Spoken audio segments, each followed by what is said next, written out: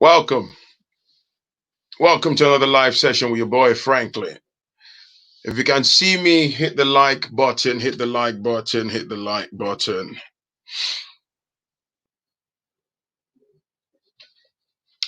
If you can see me, can you see me? Can you see me? If you're watching this as a playback, thank you for doing so. Can you see me? Right, hit the like button, hit the like button. Welcome. Welcome to another live session with your boy Franklin. Right, great stuff. So, first of all, let me apologize for the delay. So, um, greetings. Anyways, so let me clarify. I had an arrangement with the brother O'Shea Duke Jackson. All right. So he was meant to come on the show today. He agreed last week, to be fair, um, to come on my show today, so we can have a chat about he's an African American. In case you're wondering, he's a YouTuber as well. He's a good guy, but things just kind of crossed wires. So basically, I asked him to come on the show at 5 p.m. UK time. So because he's in Kampala, is it Kampala? He's in Uganda. I'm not sure if it's Kampala, but he's in Uganda. It's two hours ahead of me, right? So I had a minor setback. Okay, so I was doing something very important, right? And I knew the last thing I want is to keep him waiting. So I knew before I commuted and get back behind the computer and stuff, I don't want to keep him waiting. So I then sent him an email saying, can we kind of move it to half six, UK time? So I suspect that might have affected his timing as well. So, and I kind of sent him an email, hence why I was waiting, hoping to get him to show up. But so maybe, hopefully, some other time I might be able to, bring him back on. But as a contingency plan, um, let's do this. All right. So sorry to keep you waiting. I would normally not do that. If you can see me, you can hear me, hit the like button, hit the like button. Thank you for your patience. If you're watching this as a playback, sorry, I'm not just waffling on. It's very important that I, try to pacify people and explain, sort of apologize for keeping them waiting because we had a totally different program planned. But I've got this one as a backup. So let's talk anyway. And I've got link if you want to join the conversation. Let's talk. Yafoa, Emmanuel, thank you everybody for signing on. So, anyways, I had this story as a sort of like a backup, in the background, which is one of my emails, story time. But before I crack on, this episode is sponsored by Sendwave. Sendwave is basically an app um, that you can use to send money from the UK, the United States, Italy, Ireland, Spain to Nigeria, Ghana, Uganda, Tanzania, and or Kenya. And actually, you can now use it to even send money to Bangladesh, all right? Which is amazing. Okay, they're growing a lot more. You can use my promo code Franklin, as my name is spelled on my channel. You get £5, $5, and or €5 added to your first transaction. Share the promo code with your friends. Um, and or family. All right, use Sendwave. So now that we got that out of the way, the story time today is basically I got an email from this lady a few days ago. Actually, talks about my husband wants to return to Africa, but I want to remain in the UK. So the long and short is. Couple have been here for about 14 straight years of their life, and um, from the email, husband's worked in the IT industry. It was a bit of a rough start, and but she said a few years ago less than 5 years, or about 4 or 5 years ago, he had run-ins with, I don't want to name any organization just to keep things anonymous, with, usual stuff. He had run-ins, with the powers that be within certain organization, and they set out to destroy, his career. And he fought laboriously alongside his wife and stuff. So eventually they won. And so the brother, so the lady said at first, so here's the problem, right? They Who's that? Nobility is a must. Who is that? Anyway, what's going on, man? If you're just joining, thank you for stopping by. Don't forget to smash the like button, and if you haven't, bang on the subscribe button. All right. Right. Anyway, here's the deal. So, for those that are just joining, this lady said, they've been here in the UK for about 14 odd years. And she said prior to coming to the UK, they both got married, back in precisely Nigeria, right? And they came here, they've got two kids. And so, when things were going, kind of sideways and pretty challenging, like heightened, racism and all that, they both agreed, right, to get all they can all they get, put their monies together, their resources, and migrate back to the motherland and set themselves free from the pressures of the West. So, like I said, the husband got maliciously targeted at work. And eventually, after nearly 4 years, he won the litigation, but that's really affected him emotionally and all that stuff. And then he got, some kind of settlement, and then turned to, the wife and said, okay, let's start making preparations. And then she pulled plugs and then turned around to say, oh, I don't want to go back to Nigeria. Whoa. So,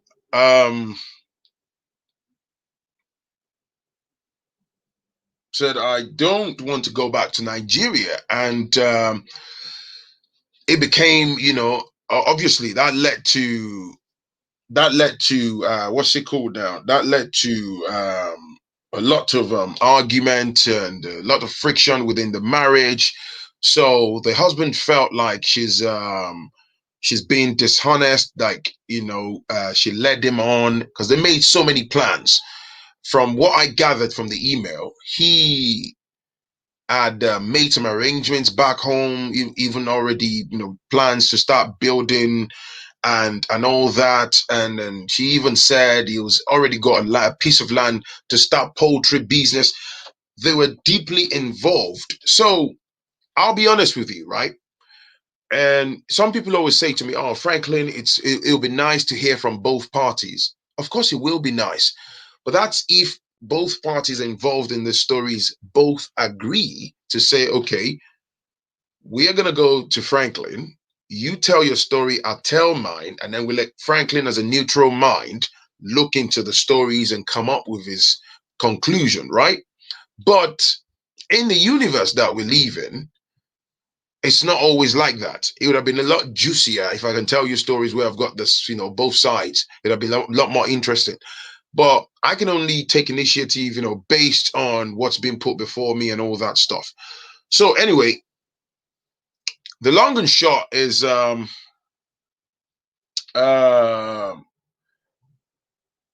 the woman panicked. So I asked her in an email and I said, why did you panic? You made plans, you saw your husband suffer. Pretty much is the head of the home. He suffers, the whole family suffers, subjected to, a plethora of racist treatments. You both decided to go back, right? So you agreed, you made plans with your man, you were going to start a poultry business and another type of business, you were going to settle back in the motherland. He already was making arrangements for the money from the settlement. You're going to build a home, blah, blah, blah, blah. Then I replied the lady and I said, do you mind me asking, why did you change your mind abruptly in the last minute? And then she said, um, I had a conversation with a couple of close friends, and they kind of dissuaded me and said, um, it's not a good idea to take my children back to Nigeria. Nonsense. Absolute nonsense. Now, this is where I see the catastrophic failing. If you felt some type of way, you could have sat with your man, right? You could have told him and said, babe, I feel XYZ, or maybe we try another African country for whatever reasons that floats your boat, right? But then you led him on, you put him on a slippery slope, like you were going to move back to the motherland. And then you took a private conversation within the confines of your marriage to your friends. You bought into external opinions. So that basically serves like an overriding factor. Do you see? That's like a heightened, you know, uh, disregard to the agreement with yourself and your partner. And then oh, at the time she didn't think it like that. Um, she told her girlfriends, and they advised her not to listen to her husband. God damn. So of course, where she is now is, well, somebody said if she has a UK passport, she can go back. Well, I'm gonna come back to that in a moment. I'm gonna address that in a moment. She did say that they are British citizens, right? But the point here is,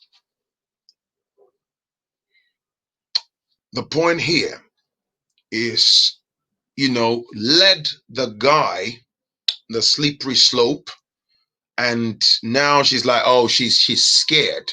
So this is like me personally. I use myself as an example. I like when people talk constructively. If you are afraid of something, give me facts, right? Let's talk constructively.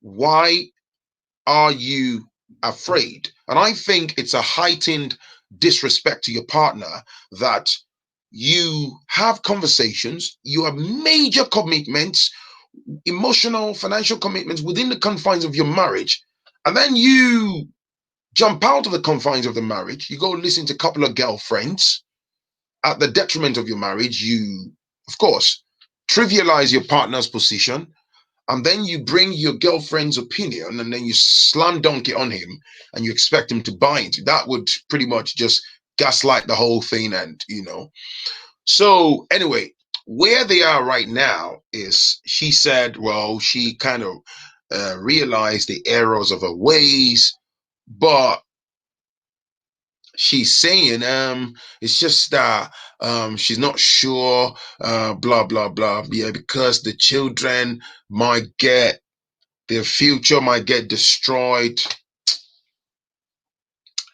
You know what, man? I had to struggle to read through the rest of the email, because I just, in my head, I just thought nonsense in caps lock. So the husband now, I'm hoping it's just because he's pissed. He's threatening to divorce her black behind. Some might suggest that that's a bit of an extreme, but I think perhaps it comes from a place of he feels absolutely disrespected and particularly led on. Like you have your partner who say, yeah, we're doing this together. We're going back to the motherland. Oh, to hell with the West. And then there comes a time where you're meant to go jump on the plane and the person just pulls plug on the whole thing. Having said that, I'm trying to strike a balance. But the only thing that is a bit shifty about this is this woman didn't give me anything substantive in a response to my email, because I said, give me at least one thing. or two things or three things. Why are you concerned? Because sometimes when people just inflict your mind with, panic, panic rooted stories, and don't go there. You ask constructively, why? It's like, if you go there, you're going to end up dead. No. Why? Oh, if you go there for XYZ reasons, if you go there, this is going to happen. This is why I'm suggesting this. Then people can then hopefully make an informed decision. Do you get what I'm saying? So anyway, the long and short is the man is basically saying if she's not coming, because he's hell bent on moving out of the UK. Ha! The settlement amount is over £100,000. I don't want to say specifics. I'm trying to, because I don't know if the guy watches my channel. Over £130,000 in settlement. So his plan is, because she said, prior to that, he had money saved as well, and she's got a little bit of money, not too much. He wants to use that money. So let's go to the motherland so we can go live like the gods, the king and the queen that we are. But she's saying, let's invest the money in England and, whatever. Then she's weaponizing the children, saying, because the children, their future. And so the man now is giving her ultimatum till the end of this month. Like, if she doesn't make up her mind, he might call off. And she said that she knows that he's moved his money out to Africa and all that he's going to go anyway. So he's betwixt a croix. What do you think? I want people to join the conversation. But do me a favor, though. Do me a favor. I want people to join the conversation. I'm going to put the link on there for you. You must stick to the topic. This is not about, do you know women are this, men are that. That's not what we're talking about. I want people that want to talk constructively. Okay? If you want something to say, you want to chat to me, 2-3 minutes. What do you think? What would you do differently? Why do you think the lady is afraid? Because she's not giving me anything. Oh, she's listening to other persons. She's using the children as a sort of a facade, smoke screen, this. And the man is confident that they will be all right. 120, 30,000 plus is a lot more than that, but I'm just using that random number. I've seen, there are many stories of people that have gone back to the motherland with a lot less than that. They were equipped with, can I just say something? I'm a believer in, I appreciate financial security and all that. But in all of this, the state of mind is the number one weapon. Because I believe even if you have £200,000, if you're not properly mentally wired and determined to go make it in the motherland, you're more than likely going to squander that money. Yeah, let me bring my brother, Mr. Pirate Brain. Hey, how you Oh, doing, Franklin? I'm all right. How are you? I'm doing great. Uh, it's a this story is amazing because I got into a discussion a couple days ago on a channel where I said if you get married in Africa, do not bring your wife to the United States. Don't bring her to the. I'm from the United States, but I'm sure it applies and Britain too. Don't bring her to the States because other women are going to get in her ear and start changing her spirit, Yeah, and it's not going to be good for you. And I really believe that if I was him, I would move to a country. I wouldn't divorce her. I would move to a country where you can have one wife. Start all over again. I leave her with the kids. Sooner or later, she's going to realize being a single mother in the West is no good. You can't let her use your kids against you to weaponize your movements. So I'm gonna use my kids to make you do to make you submit to me. It's no way for a man to live. I mean, I'm not saying she has to be treated poorly, but she can't. You can't submit to her for something that you want to do. I mean, she runs the house. I think a man is like, he goes out, makes the money, and the woman runs the house great. But when a man takes a decision, I think it has to be some cooperation. That's So just my you take. would say the brother should just move on with his plans then. He should move on to his plans. I don't know how Nigeria is with polygamy. I'm not saying he should get 3 or 4 wives. This is not what I'm saying. I'm just saying just go find another wife that's going to be cooperative with you. Because you shouldn't have to live alone because of that. And if you try to divorce her in the West, she's going to take you to the cleaners. Right. So just Ah, leave. Yeah, you know how that goes. And then he's yeah. going to be on child support and all of that. But if he leaves, she can't hit a target that ain't there. Mm. Thank you, man. I appreciate you, bro. Yeah, thank you, man. Thank you for having me. It's good seeing you, talking to you again, All man. right, man. All right. That's nice. Let's hear from someone else. Hello, Lillian. Hello. Hi. I think the lady needs to really sit down and have a heart to heart with her husband, because listening to Friends, she can't be living her life as a Nollywood movie and taking friends' advice, because that's not, your friends are not going to, your friends cannot dictate how you build your family and your home. Maybe she has fears of personal experiences, family trauma, being in Nigeria, who knows? Hmm. So, what do you say about those women who, they run to friends and they place everything before friends, or let me say third parties, and then they bring that into the confines of their relationship? You don't think that's a problem here?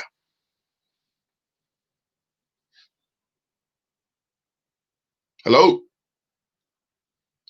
Sounds like we lost Lillian. Hello?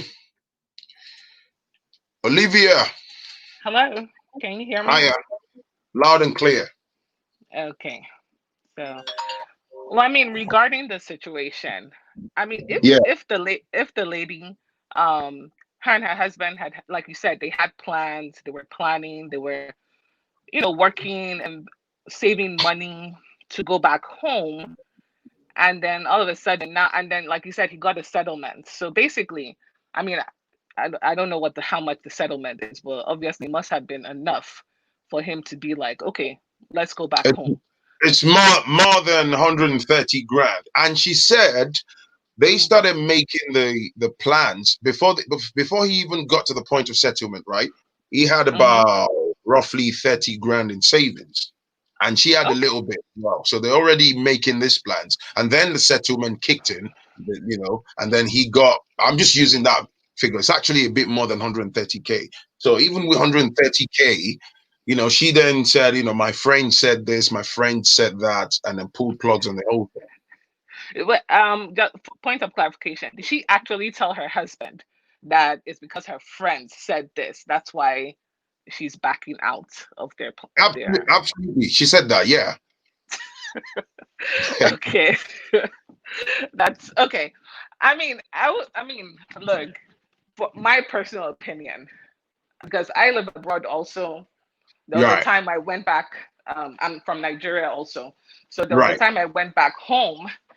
During that period, things were going well. Then things became chaotic, as Nigeria tends to be. And me and my family, we decided to, you know, come back right, to where we are in the U.S. right. So my personal, and then I've had people who went back later. My personal thing is, if you have a solid plan to go back, then I think she should take that opportunity and go back. like you said they both have British passports. If somehow it doesn't end up working out, you can always come back to England. But with the money they have, the savings they have, I think they should take that opportunity, especially because they have kids. I always feel like if you have kids, if you have the opportunity to go back, even if it's for a few years, whatever, I think those kids need to also go to Nigeria, be raised in the Nigerian environment, Nigerian culture. If they come back to England to school, higher degree, whatever, that's fine. But I don't know what her fear is. I'm not sure what her friends told her. But if she wants her marriage to survive, if she still wants to be with her husband, I think she should just get herself together, discuss it with her husband, and they should go back home. As long as they have like a solid plan. If they have a place where they've, I think you said they bought land, they built a house, he's trying to start a business. Those are Yeah. all good, solid foundations. So So, can I I mean, it's not, can I can I ask you a question? You've made very, very good points, but do mhm, you agree that it's a catastrophic failure to have whatever be the agreement discussion with your partner and mhm, then take that conversation to your so-called friends? Because people do that a lot, and mhm, then if it was something trivial about we're trying to change the wallpaper and you're just discussing that with your girlfriend or something like that, something mhm. that's different. But Yeah. if important matters about taking your life to the next level, finances and things like that, and then you take it straight to your so-called friends, and then the friends whack you with their own opinion, and then you go back home, and then you start saying XYZ to you don't think that's even a catalyst for, reaction? What do you think? Oh, I mean, definitely. I think the husband his reaction, whatever his reaction was, should be normal. I mean, discussing your plans with friends, I think that's, a normal part of life. But I feel like either she was not being truthful in the beginning about really wanting to go back. Yeah, Maybe the husband was the more adamant one about going back, and she was kind of going along together, going along together along, and they were building up slowly. So maybe the settlement is, I guess, the big catalyst for him to say, okay, we're ready. I guess maybe she was thinking it would take more time. They would, stay longer, take more time. So maybe I feel she was getting along to go along. And then once the money came in and he's like, okay, let's go. And then of course talking to her friends, but the friends, yeah, basically reinforce. I get what you're saying, but Mhm. doesn't that sound like a playground type thing, man? You're with someone and you need your I partner even on. I mean, I Because that understand would what that you're. would blow my brains apart if somebody did No, no, that to you. I understand what you're saying, and that's why I was saying that I don't think she really wanted to go back. If she wanted to go back, yes, you can discuss it with your friends. They may say, okay, this is our point of view, but if she really wanted to go back, nothing will stop her from going back, even talking to friends. I've had two sisters move back. They wanted to go back. So regardless of whatever her friends, or I even have a sister who her and her husband went back. He had to come back because not too many job opportunities that run through their savings. So he's here, and she's like, she's not coming back per se. So I mean, can work and send because she's also has a job there too. So they're both living apart. But I mean, he's not. He's okay with that because it's like a temporary situation. You know He- but they He's he's both he's okay with that. yeah, they both wanted to go back to Nigeria. So they both went to Nigeria. They had plans, they had savings, but like I said, Nigeria can be kind of crazy. So so things didn't go exactly as planned, but they still feel like it's the best opportunity. They want their kids to grow up in Nigeria. So they're like, okay, she has a job in Nigeria. So she'll be the primary person in Nigeria, raise the kids. He came to America. He's doing certain things. He's also working, and then he's doing he's the one doing the back and forth, back and forth between the U.S. and Nigeria. She's the one, but that's an agreed upon plan for both of them. You know, so I just feel she did not want to go back, or she didn't expect to go back as soon as what it is. Where at least at this time, she wasn't expecting to happen as this quickly, and that's why she Right. changed her mind. Friends don't change. If she was like, I want to go back, I want to go back. I have friends who are like, they want to go back, especially when they have multiple children. They're like, we need to go back. And they go back. So she's the catalyst. She didn't want to go back in the big. She didn't want to go back, or she didn't want to go back as quickly as he's trying to go back. Well, that's what I feel. you know. Thank you. I So appreciate you. Thank you. you're welcome. Thanks. Bye. You know, the bit that got me there was those partners. So you want to go live in Nigeria or you want to live abroad and you want to leave your wife in Nigeria. So what happens to the sugar walls then? Hmm. Let me bring on the next caller. That's crazy, man. That's crazy. Hmm. Hello. Hey, hi Phrankleen. Are you doing good? I'm all right, man. How are you, sir? I'm good. I'm good. Basically, Olivia was saying sort of what was in my head. Right. Um, I was thinking that she's scared of something. I don't know whether she's lived in Nigeria before, or maybe she just grew up in the West. So there's certain fears or what. Oh, they, according to the story, they got married back home, and then moved to the UK and then had kids here. That Yeah, simple. either something made her leave. They wanted to leave. They left for a reason. Something inspired them to seek whatever greener pastures they wanted to seek in the UK. And I think that fear, whatever drove her away, is still there. It's still hidden, even though it's been put on the backside. So my suggestion was basically what Olivia said, in case it's going to be difficult, or if the man himself could prove that those ideas could work, because to her, she's feeling like she's leaving everything behind in the UK, where she has really worked hard to leave the Nigeria she ran away from. And then she's going back there, and she's in her mind, she's thinking, oh my God, nothing has really changed. I keep seeing these bad things on the news. So my thought was basically the man could go back, prove that something can happen, and then demonstrate and say, okay, this is what I was talking about. My plans are working. Let's make that big decision to leave. And Right. that's what I'm thinking. Thank you, man. I appreciate you, bro. All right. Right. Let's bring on the next person. Ruth. Oh, hi. So I just want to talk. I wanted to talk on the point of view of a child whose parents moved back to Nigeria. So, in 2005, my parents moved back home, and Right. yeah, and like right now, my dad earns like over six figures in pounds. So I don't get So, why so where are you now? me. Oh, I'm in Canada right now. Wait, what are you doing in Canada? I'm a student. Wait, doing what? I'm doing public health, but I'm gonna go back when I'm done. To spend daddy's money, huh? So because like I was kind of like pissed off when she was like, "Oh, her children's life are gonna be destroyed." Like that's totally not true. So for me personally, when my parents moved back home, so it was like my mom's idea to move back home. So she moved back first, and then I guess within like 2 months we moved back with her because then she was able to like get accommodation and get like a school. And then within a year, my dad moved back.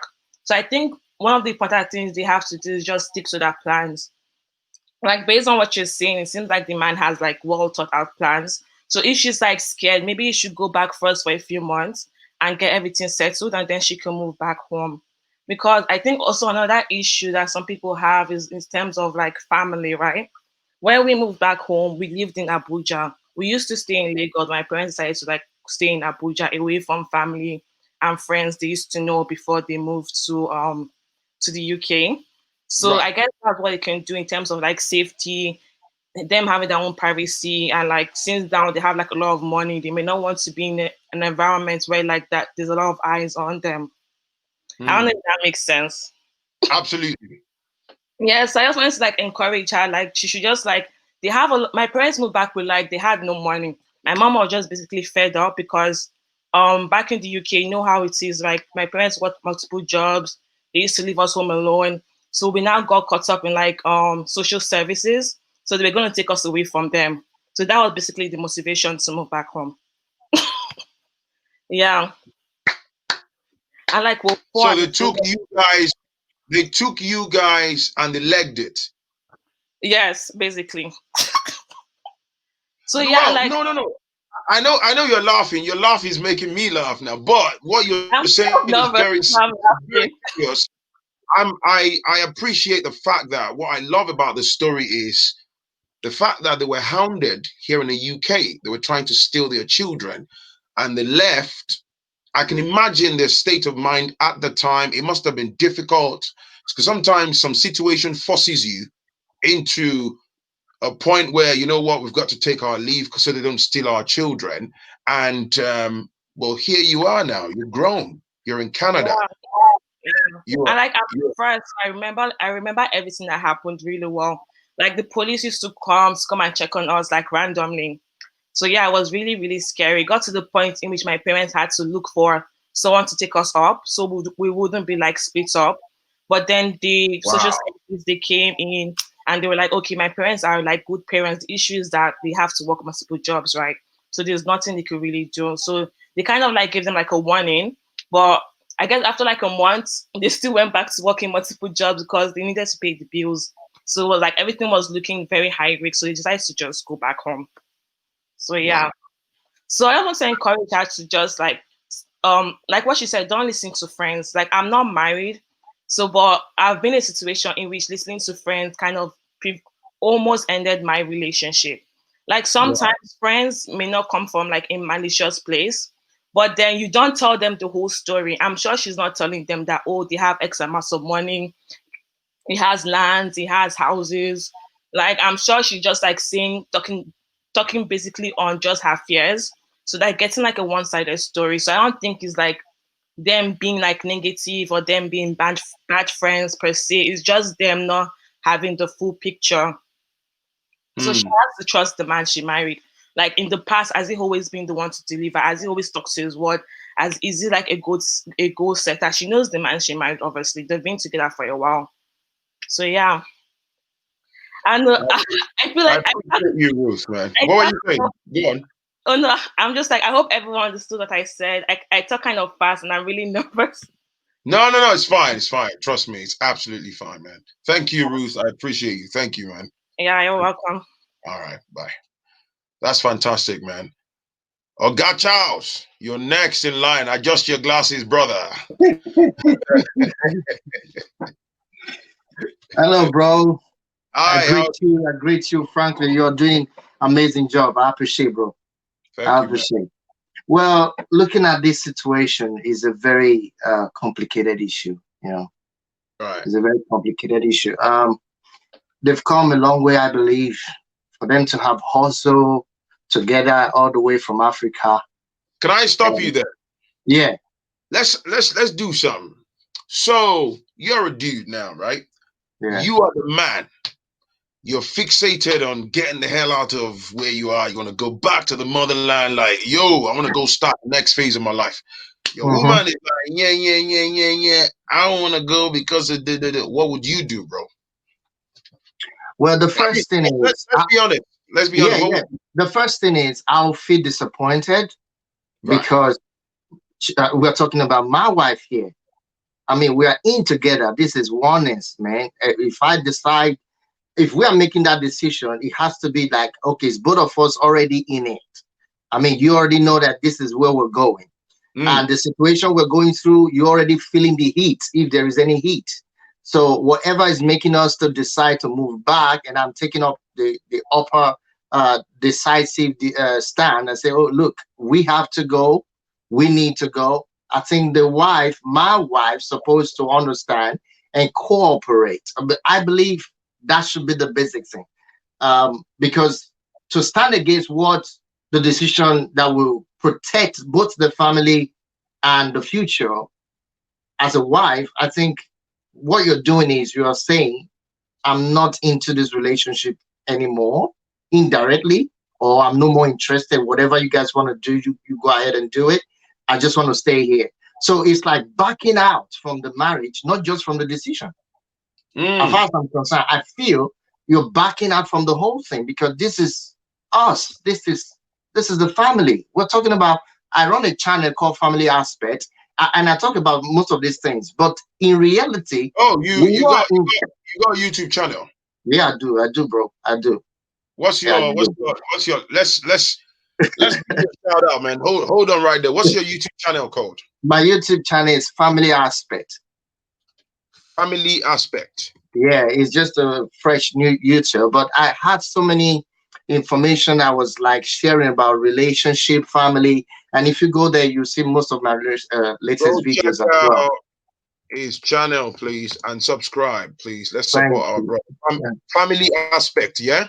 Yeah, just Family Aspect. If you tap it on YouTube, you get most of my videos coming up there. All Believe. right, go check out his channel, please. Right, go on, brother. Carry on. Thank you. So I appreciate. Well, the reality is, when I'm married, I'm a married man, so I have two boys, and I'm happily married. This is my 7th year so far, and I'm living here in UK. So the I life. thought you were going to say this is my 7th child. No.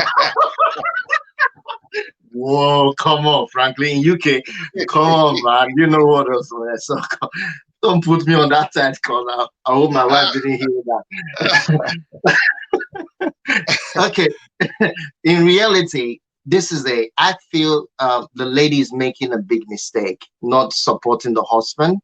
And again, I also feel the husband may be taking things too rationally, or acting like too much of a boss on this matter. I believe because I mean, they are both parties. I mean, two of them are into it uh, mutually. Let me put it that way. So they should come together and just talk this over. But there is a problem, though. This kind of decision, right? I get what you're saying in Yeah. terms of where you're going with that, like to compromise, find a common ground. Mm-hmm, But mm-hmm. in this particular circumstance, Yeah. it's either you do A or B.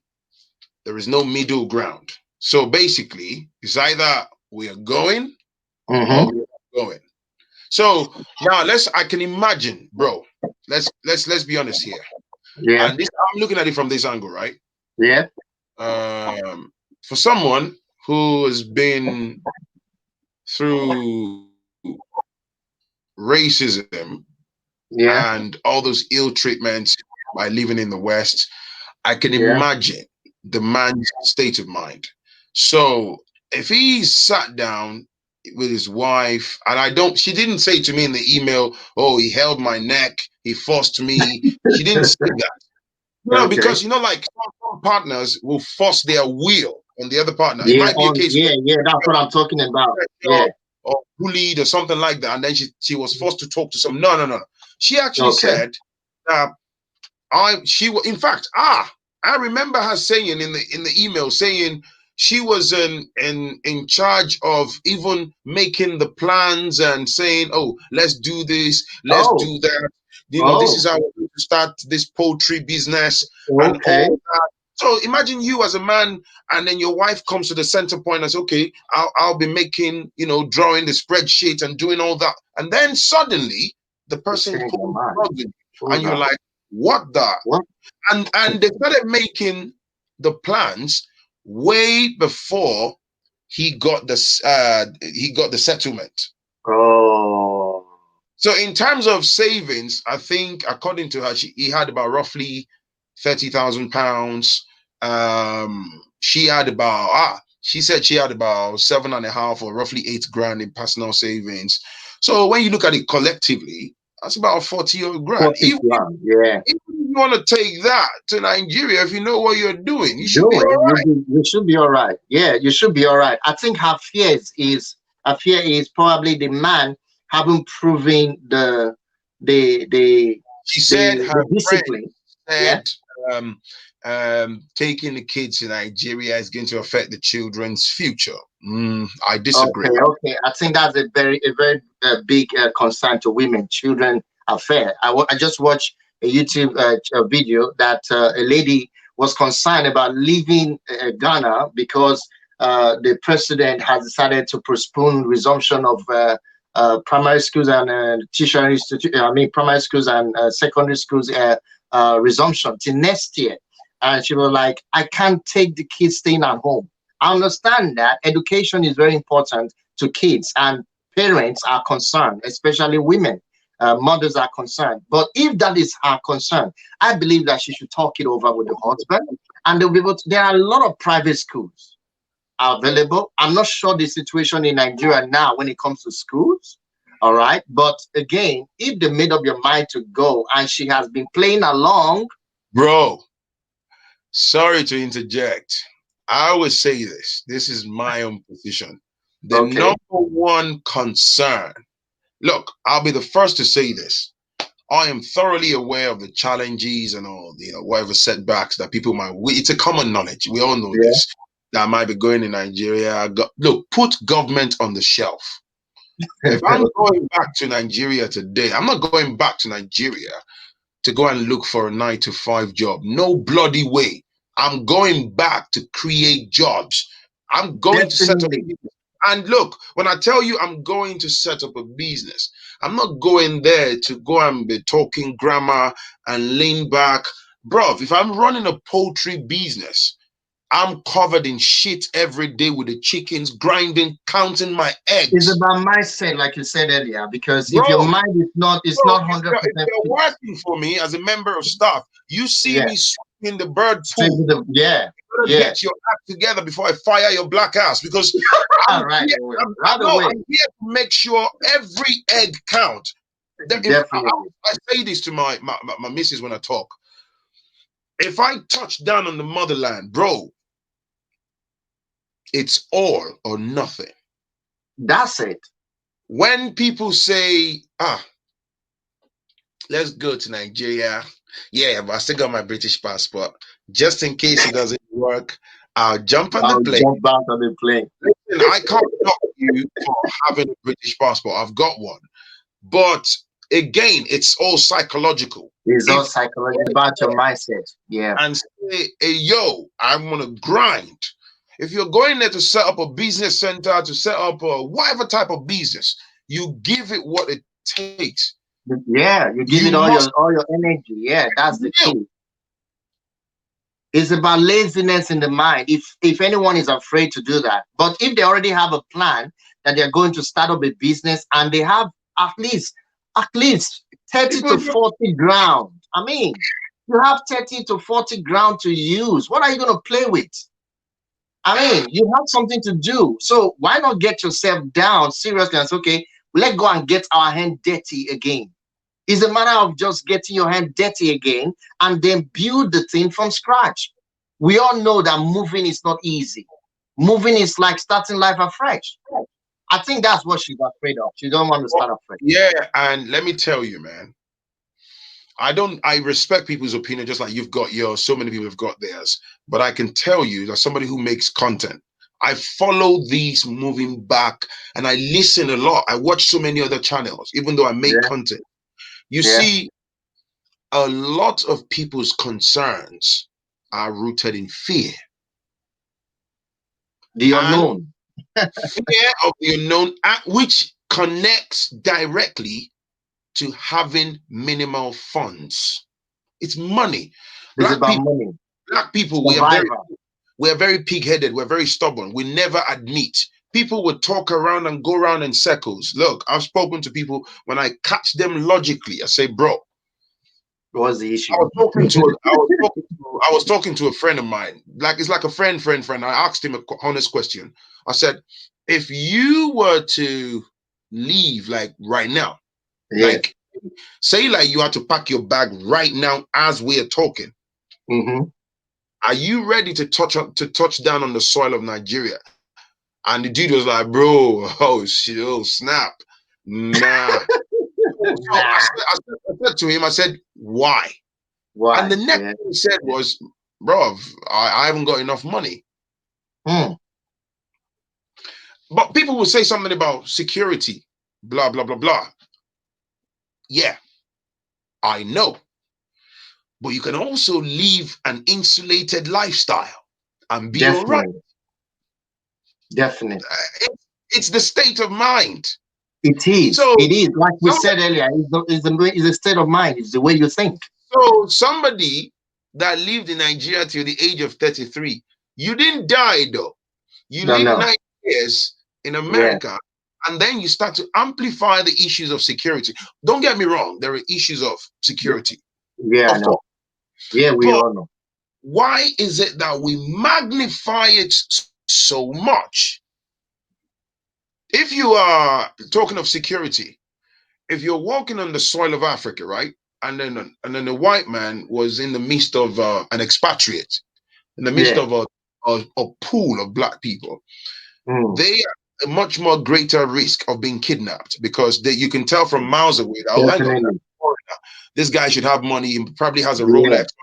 He has some foreign exchange in his pocket. Do you see what I'm saying? So, like I say, mindset is very important. It's the mindset. And Again, again, frankly, I perceive that every woman have their own angle of shame and pride.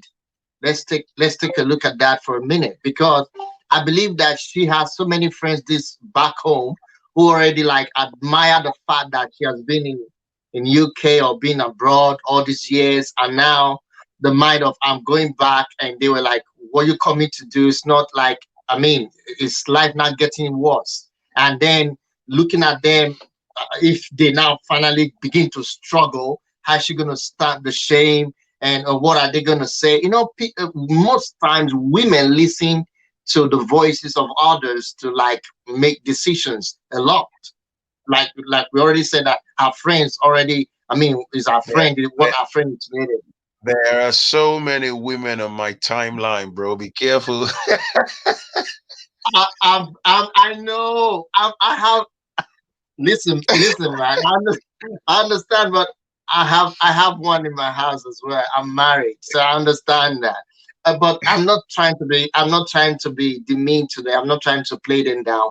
But I'm just saying this is the emotional thing. This is something that is uh, emotional naturally to women. Okay, all right. It takes a lot of courage. It takes a lot of learning. It takes a lot of experience for them to switch away from such responses that they will try to get from other people. And even men as well, we fall victim of that sometimes. They're trying to listen to other people to make right decisions. But I'm not saying that is a bad attitude to an extent. But again, when it comes to that, I think she's feeling that as well. She's feeling the fact that she doesn't know what her friends gonna say, or what these people who saw her leave Nigeria and now she's coming back again. Then if things didn't go as planned, or what if they start struggling, what would they say? And what would people say? How would she cope? Now she's just trying to face the reality that, look, I better just stay here. It's better off than just go back there and try to live that life. I think that is what she's also thinking. I'm just trying to, go around it. But in reality, the man has made the decision. I believe as a wife, you support your husband. Come what may. That's my Thank take. you. Thank you. I Thank you. appreciate it. Thank you. I appreciate Thank you. Right. Lady Jane. Hello. Yes, sir. I am well. How are you, Franklin? I'm all right. Ah, that's very good. And finally came to your channel today. Yes, yes. Wow. Yeah, before I answer this question, before I say my opinion, um, did you say they have a house at home? No, he has bought a land where he plans to start building on as soon as they go back home. Okay. Okay, and they came into some kind of money. So, okay, let me tell you this. I did something like this on my channel, and people who came after me, they wanted to kill me about it. But they wanted to kill me. I am married too. I'm from Nigeria, just like you. And we have made a decision. Move your camera so we can see your face properly. Well, here. Yeah, better now. Okay. Sorry. So we have made the same arrangement to go back home. To go back home when we retire, which will be very, very soon. And it's an arrangement between me and him, and we agreed on it. We live in US, so he's a citizen. I am a citizen.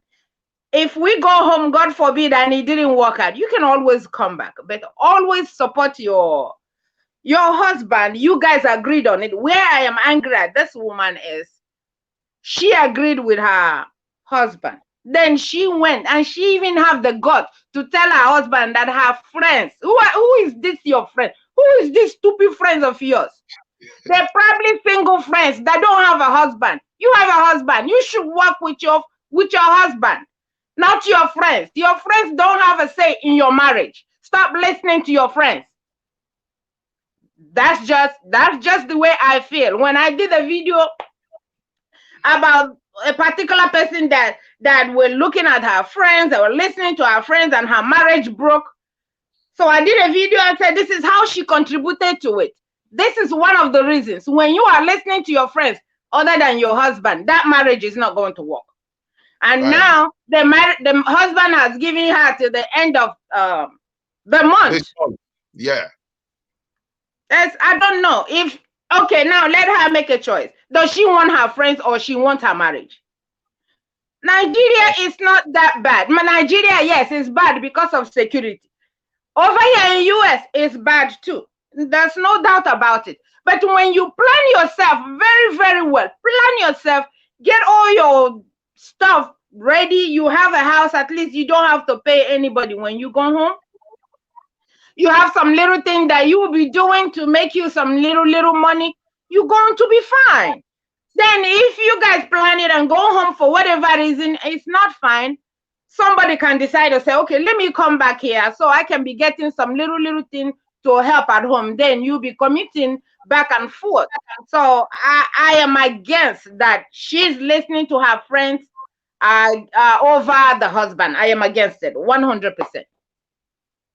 Thank you. Thank you very much. I appreciate you. Thank you. I really like. Oh, wow. I've taken her off. Thank you.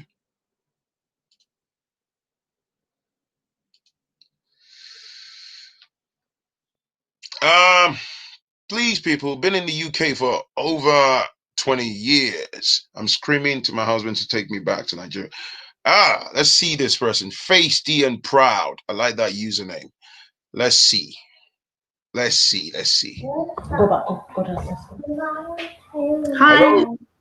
Hello. I am Starina Star. Please follow my stream if you can. Can I just say the man giving the wife an ultimatum is totally out of order. I would not like that. I mean, that is so disrespectful of his wife to give her an ultimatum. First of all, it's a big old land with no house on it. Where does he expect her to live on?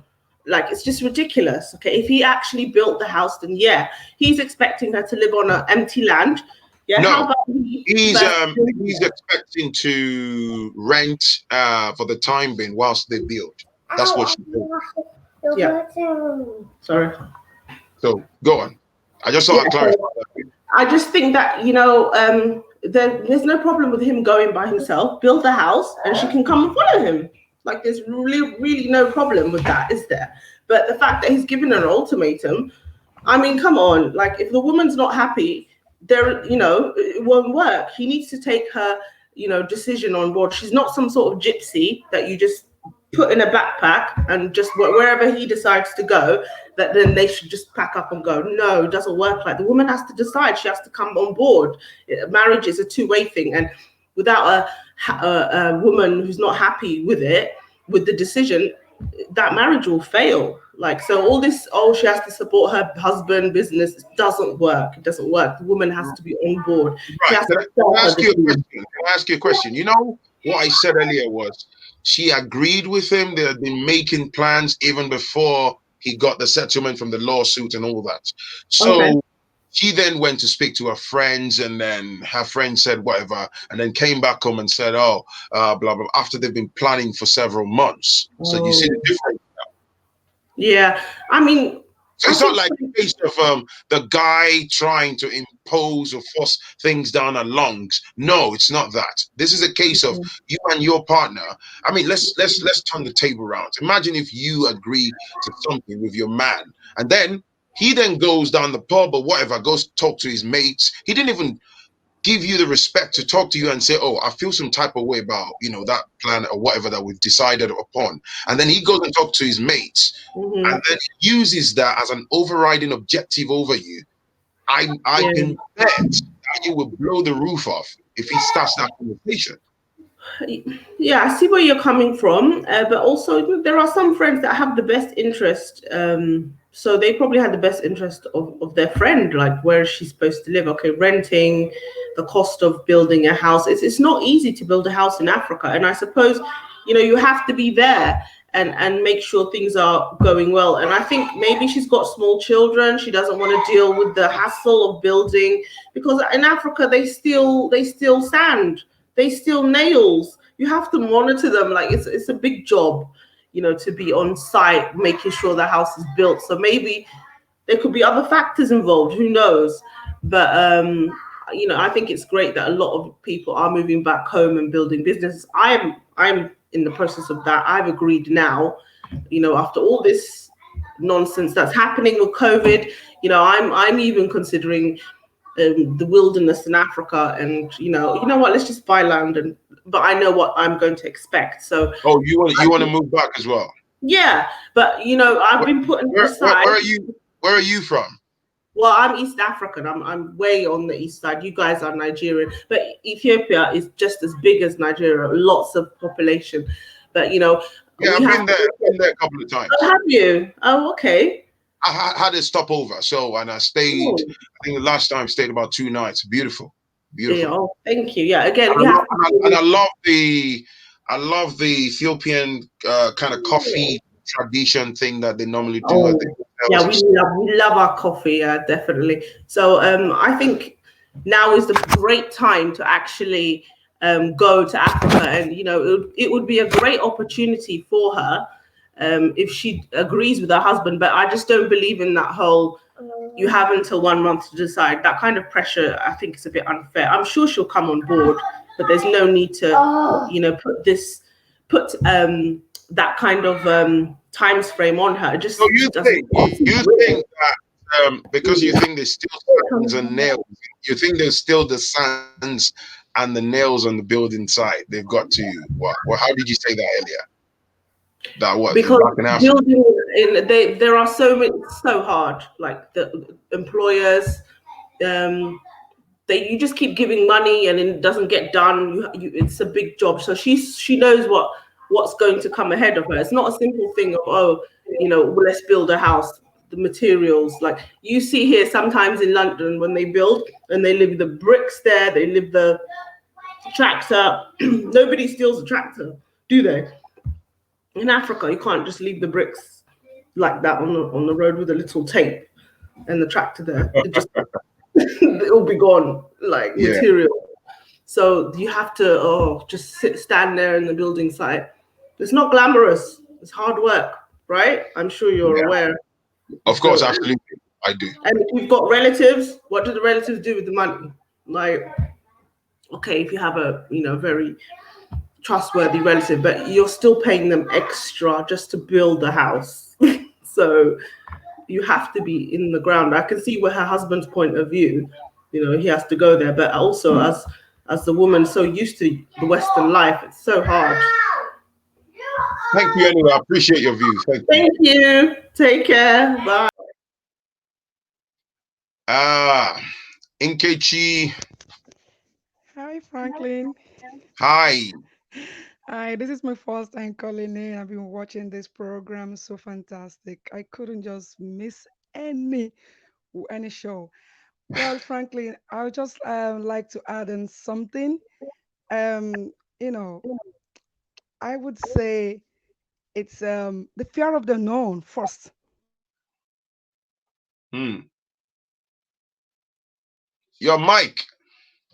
Your mic is Well, okay. Go so on. yeah, sorry about that. Yeah. I would say is a fear of unknown, and for her husband, for both of them to have discuss to say we are taking this plan and this. I mean, she would have just stick to it. But then, as a woman, I understand. She's trying to reassure herself to see if she's not making any mistake, but going out to ask friends, and as well, she may have asked the wrong people. She must have may have asked a single woman, a single people who doesn't have any idea what marriage is all about. So I would advise her to just stick to the plans, and if she thinks the plans is not really coming forth for her, you know, or both of the husbands should just, or both of them should just say, well, since we don't have a land, a building yet, maybe the man could be going off and on just to see if something is put down. No, but they If can they can they can rent. In fact, it's a lot. I think it's advantageous if, say, for example, you have that money in your account and you're going home, right? So I think if you rent temporarily and whilst you're on ground, you stay somewhere, yeah, make yourself comfortable, rent absolute, it out, and then absolutely, you build Frank. the house whilst you're on ground. There's nothing wrong with that. Absolutely, I agree with that. But at the same time, you know, maybe the fund, let's say maybe the fund, renting a home. I'm from Nigeria myself, and I live abroad, and I every year I go home. And I heard you say the man has a plan for poultry. It's a fantastic one because I have one myself. Ah, Fantastic, and fantastic. you're not sending Franklin chicken and egg. Frank, the idea, the everything came from you. I said I'm going to grab this man's. I have that in mind for years, but looking at your channel, listening to your channels all the time, I said, this man is great. I mean, he hits it on the head. I just like the way he speaks. He doesn't give a damn whoever is there and all that. I said, yep, this is the man. This is it. So I don't miss your channels. I don't miss anything about it. So from the inspiration actually came from you, Frank. I said, Wow, wow, wow. Okay, I'm gonna put this a try. And here I hit it. Frank, I tell you, it's doing very well. Thanks to you. I have nice, never come to your channel. I'm just at the background, always listening to you, listening to you, nice. taking all the I'm glad. inspiration. I'm really happy to hear that. That's a fantastic I'm feedback. telling you, bro. You I'm lot, telling you, you you are lot so that are watching amazing. me I'm right now, telling you, can you bro. hear? Franklin is a good boy. Oh. You can Oh, see. bro, you are fantastic, bro. I'm telling you, honestly, guys, just listen to him because he has the direct heel. Like he says it as it is. Say it as it is. And I think one of that's what's what your channel is. Say it as it is, Yeah, and that's I what mean it is. the whole Yeah. premise is we're just trying to hopefully affect our lives together for Yes, good. I bro. also learned Yes. in the process of got to know so many people, and that's just the idea. I am not an epitome of Yes. knowledge. I'm very logical, but that doesn't mean I'm perfect myself. But I'm happy I that want to say thank you, I bro. managed my Thank you best to do so for much for good. what you're doing. Thank you a million times. Thank you. If not for you, I mean, abroad, yeah, they've all given us everything they want to give us, road, everything. But let me tell you, there's nothing like home. Fantastic. If you keep going home all the time, just like that lady, if she visits home all the time, there is no fear. There is no fear. I tell you, home is beautiful. Home is good. And if she focused on what the husband is saying, or if she feels that the man actually hasn't, a right or reason to, up to his expectation, let her take the step, take a bold step, do it because you can support him. Do it, get a land and start before you know it. You put a roof over it. It's not hard.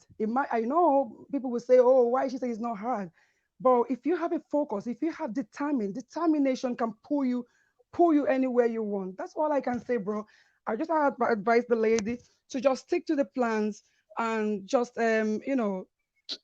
Thank you, my support your sister. husband, Thank you. and that is it. And before you know it, the plans will really hit. Thanks you, bro. Thank you so much, and I appreciate us. Please Start, continue to give us all those words, all those words.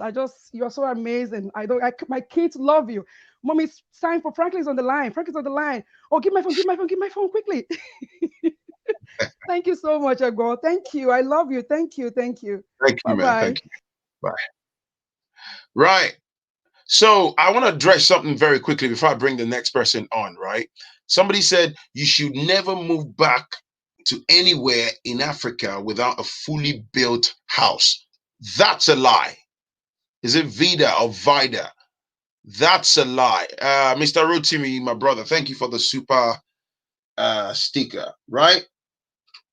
That's a lie. It's nice if you've got the fundings where you can build your home and stuff, great. All right. But who says, what rule in law says you must build a house before you can go to that? Come on, man. You can listen, you can rent a nice house, a lovely apartment that's convenient for you to live in, and then you start your life, you hit the ground running. There are many people that have gone to Africa, that have even stayed with relatives, that have stayed in rented houses or rented apartment, and then they hit the ground running with their ideas. Look at that lady that came online right now, running a poultry business. In a year, 2 years, or whatever, you grow your business, and then you can build a house. If you have the money that you want to build the house before moving, great. But it's not like it's a mandatory thing. No, no. Frankly, and everybody's here for a reason. I'm here for new vocabulary. Sugar walls, two shakes of a duck still. Look at this guy, Patrick. Joker. People from diaspora are moving to Africa without a home. Of course. Please, it's very important, particularly for those might have grown up in the West and you're looking to go back to the motherland. All I'm trying to say is don't buy, of course, plan, do your homework. It's okay, definitely number one thing, plan, do your homework, your research and all that. But don't buy into the fear factor, man. Don't buy into the fear factor. This is why I always talk about the Western propaganda, right? Because he's like, oh, you're moving into the death trap. I'm looking at this lady. Remember what I said to you, for those of you that started watching the show from the start, I said, I sent an email to the woman and I deliberately asked the question for clarification purposes, right? And I said, can you please tell me 1, 2, 3 bullet points why you failed to move back to you're worried about moving back to the motherland? And she couldn't give me anything tangible. Oh, I'm worried because of XYZ. I'm worried because of this. I told my husband, I sat him down, I discussed with him at length, but he's pig-headed. He didn't want to listen. I can understand that. But nah, it's just fear, man. There are so many business opportunities in. Oh, let me see what Vida's saying. Only a crazy man will move his family to Africa without a home. Have a 2 to 5 year plan. I know a lot of family that moved back and had to come back. Vida, that's a lie. I'm gonna have to disagree with you, man. Show you the wine mini. Where did you get these from, Vida? So if somebody's going, let me. I like this. This caught my attention. Let me talk briefly before I bring the next caller on, right? Because I know people are waiting. So if somebody wants to go to the motherland, right? I'm talking hypothetically now, and you have some money, because you have to be strategic.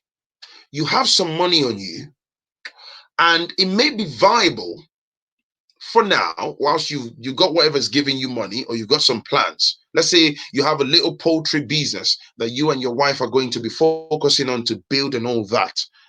And you say, okay, let's rent a nice, we've got 2 kids. Let's rent a nice 2 bedroom house or 3 bedroom apartment for the next 1 year or 2 or whatever, whilst we laser target our focus on the businesses that we've got, or the ideas that we've got, on ground in the motherland.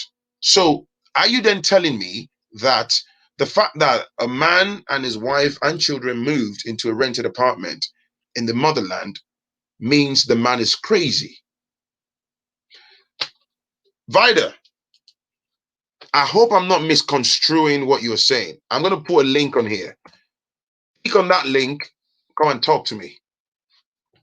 You don't have to show your face, all right? Even though I can see your picture here. You don't have to show your face. You come talk to me. That's the link, the StreamYard link. Join the conversation. Peace. Calm down, please. It's not about, nobody's saying she's not entitled to her opinion, okay? We're bouncing off each other. This is not a war zone, all right? Nobody's saying Vida should be stripped of her opinion. You can disagree with opinions. Of course, she has a freedom of speech. But I'm saying there you can move to the motherland, whatever part of Africa, and live in a rented place. And then you can build. If you have the money whereby you can build before you go, great. Whilst we're waiting for Vida to join us, let me bring someone else. What's going on, bro? Phrankleen, how are you? I'm all right, brother. How are you, sir? Thank you, thank you. Appreciate all the work you're doing. Thank you, man. I'm at work, but I can sneak in 1 or 2 minutes. All right. So what's up? What do you think? So anyway, so one of the things I'm thinking about too, obviously the woman has some anxiety and some reservations, right? And there's always more to the story because sometimes men, we do a lot of talking, we're gonna do this, we're gonna do that, we're gonna do that. And our women pay attention to that. So sometimes this could be one of those things that, here we go again. I don't want to go on this journey. Relocation is a big deal. And there may be what if things never materialize. But I think for most women, once the men have a reputation of delivering on the goals and dreams that they have set, even when they do have reservations, they do tend to come along.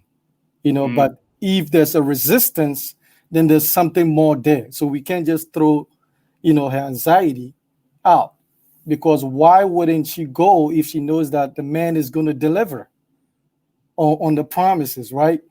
And so that is something that I think like maybe we may be missing the point if we are saying that why doesn't she want to go?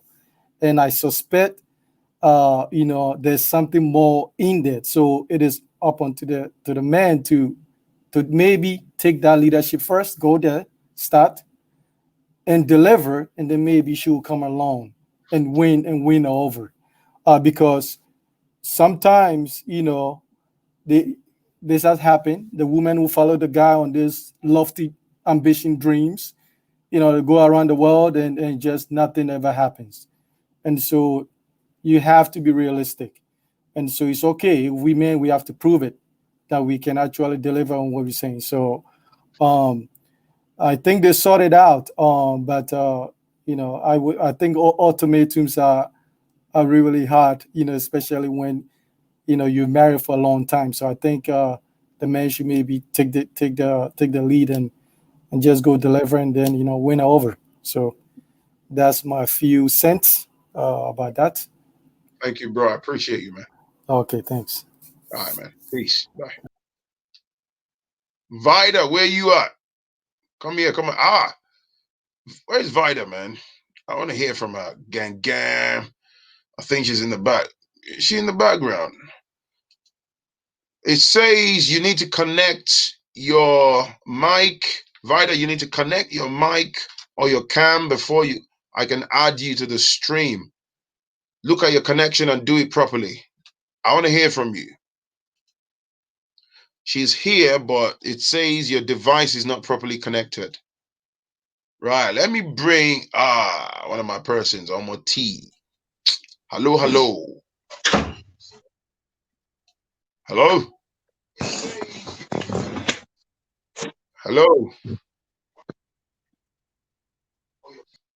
Omo T. Oh, she's gone. Vida, look at your connection. Look at your connection. Try again. You can delete the connection and try again. Anyway, let me bring Uzo. Yeah, boss. Hi. Yeah, well, Yeah. My view will be in this situation. I've been listening to Mm, everyone talk, and I have this feeling that yes, I know she's afraid, and like the last caller said, you need to like prove that what you're saying will make sense. Because at the end of the day, you we have plans, but I'm the kind of person that I like to make certain action based on facts and data. So if I do have plans to do something, she's had the fears. So what I would say would be go there, produce the results. Rather I'm the kind of person that even if my wife wants to return back, I wouldn't want them to go through that rough patch of, you know, going back and then trying to rough it up a bit, going through that because everyone there's going to be a learning curve, and people tend to forget that. People only tell you the good bits, but when you come, you start from zero. Not everyone will go from 0 to 1. Some people will go from 0 to -1, -2, and then start to pick up. So it's that transient rough patch that I think as myself would do. I will go there first, go through that before I bring my family and kids along. And by doing that, I'm producing the data and results saying, honey, I know you have fears. This is what I've produced. This is what I think we can do. So that should probably help allay any fear she has. right. It's Nigeria is a rough place, and I'm sure most of us who left Nigeria, I'm living in the UK, and most of us we left for a reason, and if we want to go back, that original reason we left still lingers, and then you're thinking, okay, um, if I go back, will I still face those same issues? But if it produces results and helps to look sort of calm or lighten that whatever fear she has, I think should be more amenable to actually saying, okay, I'm giving it my all in, and I think that's how I would approach it. All But right. Thank you. I don't think the ultimatum is a good thing, to be honest. The whole if you don't come with me to the end of this September, Well, sometimes when we're looking at things from outside the confines of the relationship, we might, everyone's got opinion. I've got an opinion. You've got, everyone looks at things, but sometimes I think what has really exacerbated the situation is, see, it might not even be the case of wanting to go to Africa together, but bro, something as simple as you planning with your partner that okay, we're buying this car, we're going to put money together, and you've had really heart to heart conversation. You've decided you're putting money together, and then she comes home randomly one day. I spoke to my friend. My friend said that the car, blah blah blah blah. She's not, like it's okay. People, I believe in freedom of speech, right? People can yeah, change their minds. They can have concerns like, oh, babe, let's not buy that Nissan. I'm not sure that car is a good car. Let's look at a BMW instead. That's all right. We can always find a common ground and say, okay, let's buy that then.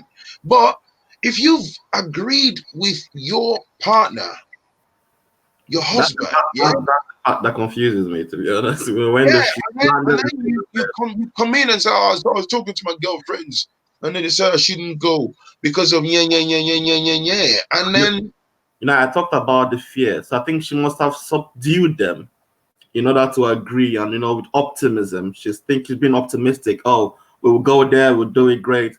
But then she tapped into her friend's conversation with her friend, and those conversations sort of stirred up those fears she suppressed.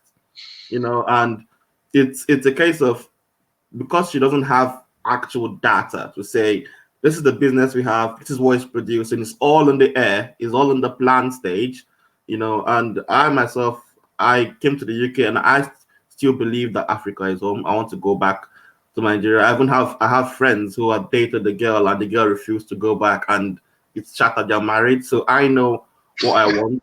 It's not easy, I tell you. She's married with 2 kids, and the girl was like, "Nah, I'm not going back with you," and he usually ended it. So you have to start all over again. But wait, you're married with 2 kids, and your friend yeah, decided to go back. Yeah, and then it's Oyibo woman, so she just like, Britain is my home. This is your Oh, home. That's what she said. oh, You fair know, enough. Fair so enough. she was like, I'm not going with you. So I said, okay, I understand that. So I see where those issues can come, and even with his human nature, you know, you plan things and then you get to that moment. If you had original fears, no matter how you subdue them, once you get to that point where you actually want to take that step, those fears will manifest itself Bro, greatly. You I know, like, I like what you're saying, but you know what, man? You know what? I respect people's views, man. But okay. I'm gonna say it. I've held back so that people can talk, man. I think the woman is crazy. She's probably going to watch this. I hardly talk like this, but I think she's crazy.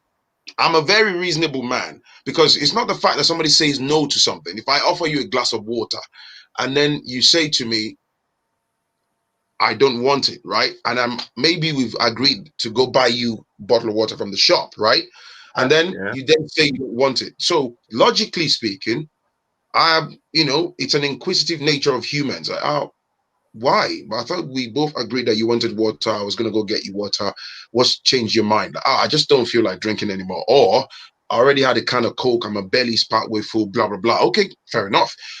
Long and short of what I'm saying is you've already given me a reason, so which I can align with. Do you see what I'm saying? Yeah, I But understand. I understand. I she know. said, Even, she said okay. prior to him getting settlement, they didn't even know he was going to get to the point of settlement or whatever, right? He had about 30K odd pounds. Bro, let me say something to you. We live in the West, yeah? This is the Yeah. UK. My brother, British passport or no British passport, I don't care what anybody says. Security or no security, that's not even the point. How many people you know in the black community can tell you, yeah? Yeah. I'm talking about the wider picture now, Yes. that they have 30 racks on video. I don't want people trying to. This is why I didn't want to go off. You I probably know. I know. because It's I hard want people to hard to say that. join the conversation and express themselves, and I respect that. I also enjoy it. But even here in the UK, or you Yeah. live in the States, you live in Germany, you live in Cyprus, whatever floats your boat in the West. How many people Yeah. have 30 racks? Let me put a quick disclaimer. There are people, when you look at I'm talking wider black community now, yeah? Yeah. There are people who have businesses, who have glittering careers, who have, they might have 100 racks, they might have a few assets here and there, they live in gated communities, but that percentage is quite minute. Do you Yes, get I what I'm saying? agree. 100% How agree with many you. people, my brother, have 30,000 pounds stashed away?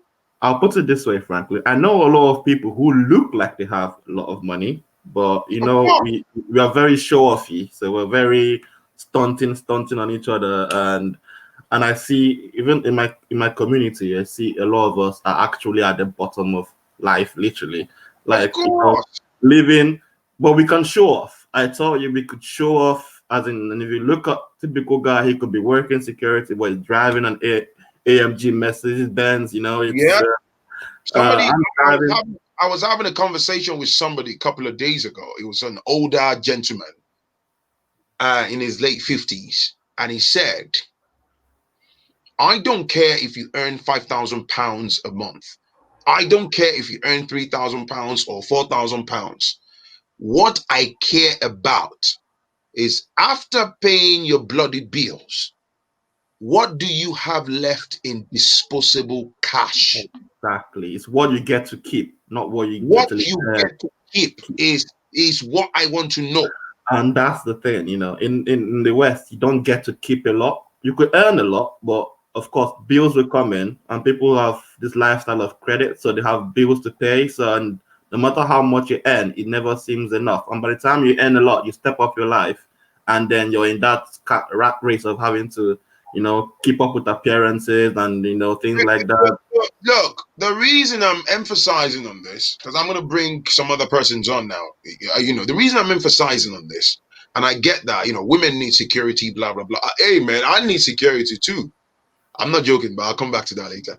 But look, women need security. Of course, on the more serious note, you're a family man. You want to make sure your woman and your kids are safe. Even if you live in the West, imagine in the middle of winter, the house is not warm and stuff. Exactly. You see children cold, there's no food on the table. We get that. We get that. But this is me, or maybe I'm trying to use a Franklin's type of template in my brain now to look at things. Yo, you have 30 racks. You're going to the motherland. You said the husband has about 30,000 plus.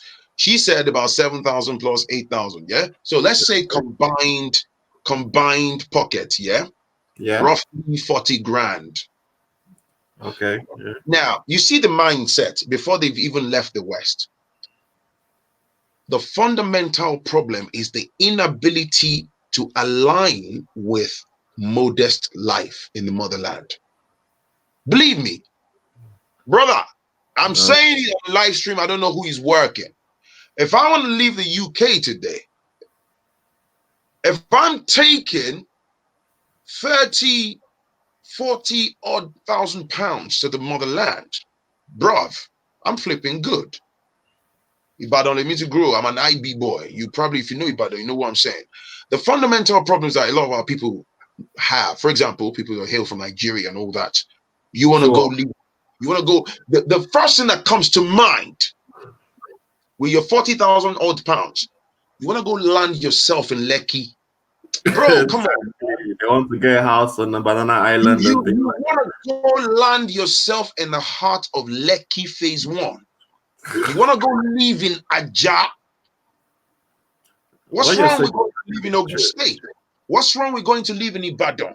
It's the same thing. It's like here in the UK, right? The most expensive part of the UK is London.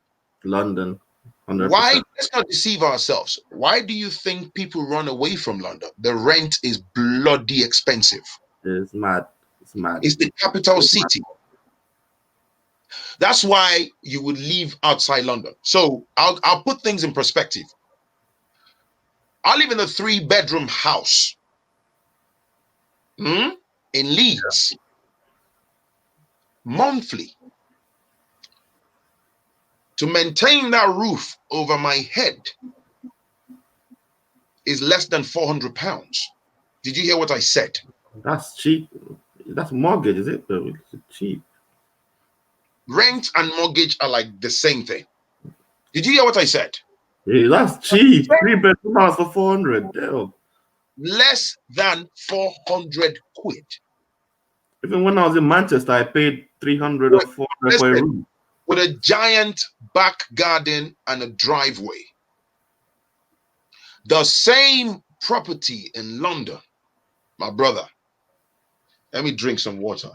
You should be calling probably like 2-3 grand per month for that kind of thing. What?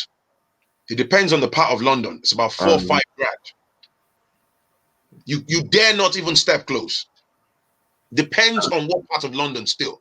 Do you see what I'm saying to you? Yeah, I know a lot of people who live outside London and then they commute to London for work and things like that, And it's the same way. It's the same way where you live in London and you dare not even think of wanting to get on the property ladder in London. It's absolutely impossible because you can't afford it. It's the case for so many people. That's facts. Whereby probably a deposit you're needing to go bring about 80 grand, 40, 50 grand. Are you joking? Well, it's very. So the reason I'm emphasizing on this, I digress, is so you see that mentality, right? Yeah. You want to go to the motherland. You're thinking you want to go drive a Toyota Highlander or Land Cruiser. Babe, because we've lived in the UK 15 years. I can't drive anything less than a 2015 or 2017. That's going to cost you millions. Exactly. I'll tell you, Frank, I'm in the UK and I'm driving a car I bought the car 2006 car. I still have friends who are insulting me, telling me I should not be driving a car more than 10 years old. Those are not good friends, man. I'm Struggling, if you're struggling, you see, like, the same friends. If you're struggling to put bread on your table tomorrow morning, and I'm telling you for free, if you get on your phone on your speed dial and you ring them and ask for £100, my guy, you might be lucky to get one that says, okay, guy, right, hold these £100 or 150. If you call them again after that, man, you're going voicemail, man. Straight. Facts only. That's because the moment you cross that line into being needy, they instantaneously see you as a liability. Yeah, I think they just the case of me. I don't have debt. I don't have anything, so I'm just living within my means. So they don't understand. That's why I always.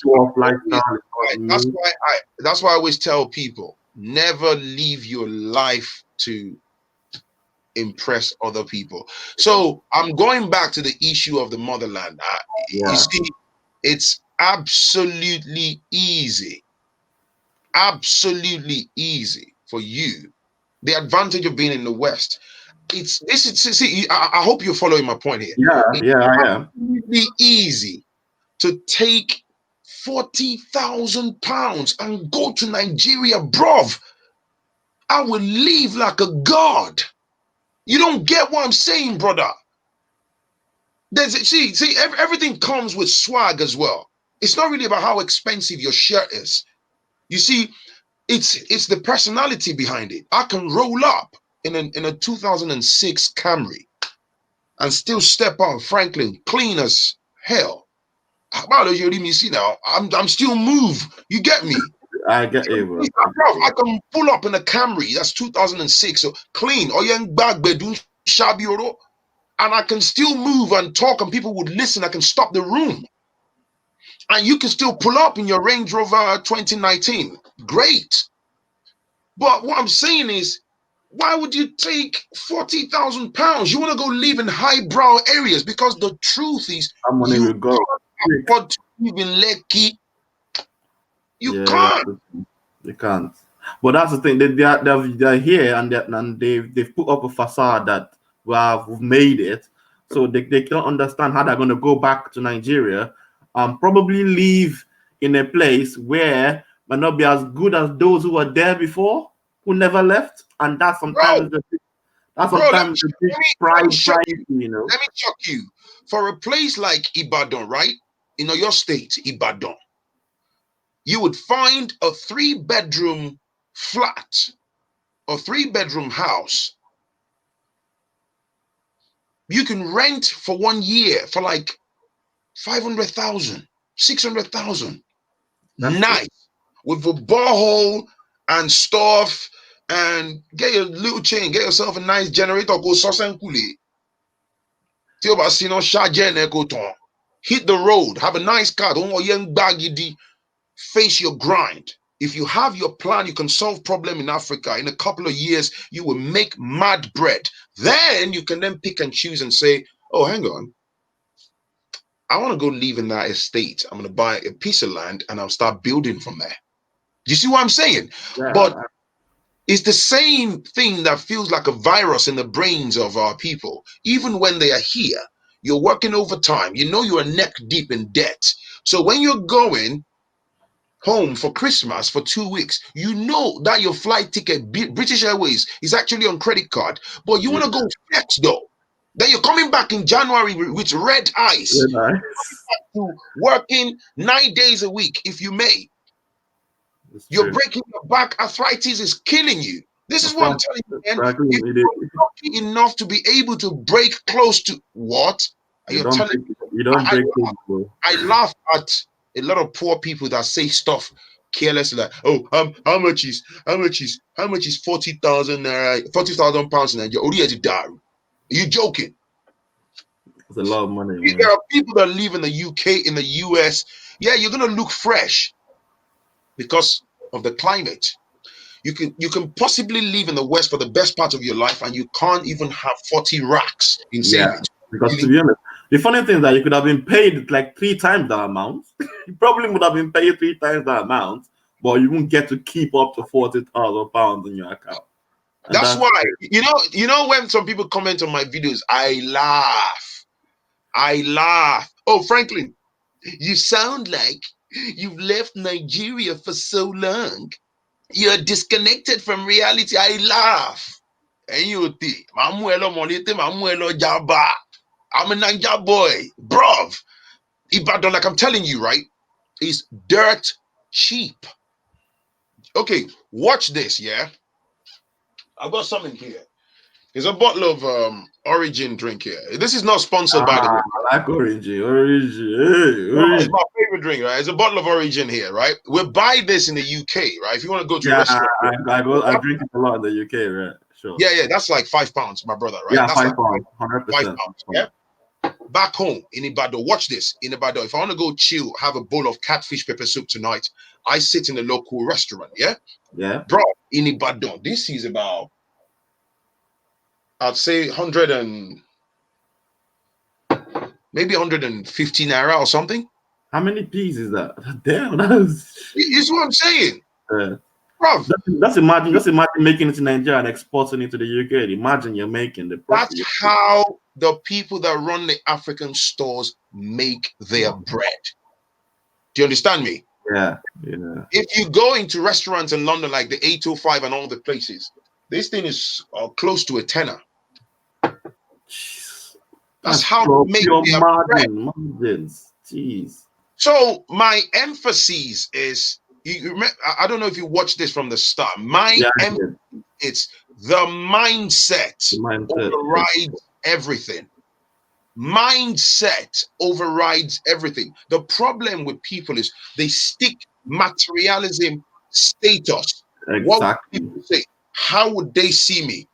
Look, if I have 40 grand, 45,000 pounds, I suppose my point is, bruv, I'm gonna grind that money, and I'm gonna live like a regular dude. So if you put yourself in bars and joints where you're clubbing, you're praying for ace of spades, you're gonna go broke. Go broke straight away. So you wait. You go to Africa or Nigeria, as an example, we narrow down to Nigeria, and you want to listen. There are schools that you can take your children to. Don't get me wrong. 1.5 million naira per term.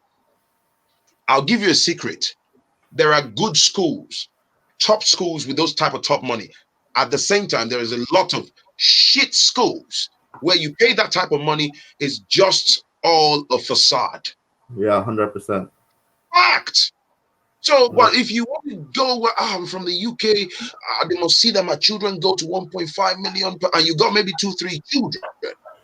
So you pay for one term. How much is that? Do you see what I'm saying? Yeah, I do. 100%. You take care of your overheads and everything else. You're gonna go broke. So and that's and I see, because that's why when they want to move back, they just have to put their mindset of being modest, stick to the plan, don't deviate. Because I remember I watched a catfish show, and then someone went to go and do some dodgy business with catfish water, and everything died, and then it starts claiming that it's working. So stick to the plan. Make sure you've done your research, do your plan, and execute it, and then you should be fine. Bro, can I tell you something? Watch this. If you got a bit of money, maybe somebody will learn from this, right? Now I'll let you wrap up so I can bring somebody up. If you want to build in Nigeria, right? People would agree. It's a lot easier to build in places like Ibadan, Ogun State. The outskirts of outside that commercial capital, there's a jungle. If you are hell bent to say you want to go build inside Lagos, fam, wait till you bring that's where the problem is, because everyone wants to be in that central Lagos, and that's they forget that how many of that 35 other states you could live in the country. Exactly. You could live in, and life there can also be as is what you make of it anyway, to be honest. So it could be as amazing as you want, or as shit as it is, if you don't have money. Bro, all I'm saying is people don't understand the trick. you will live like the god that you are, man. You will live like the god. Your money will go long for you. You know, if you want to go do Lagos life, fine. Every time that I've been going to Nigeria over the years, man, I stay mostly in Ibadan and I spend a bit of time in Lagos before go because I just catch a bit of the Lagos bus and I'll fly back.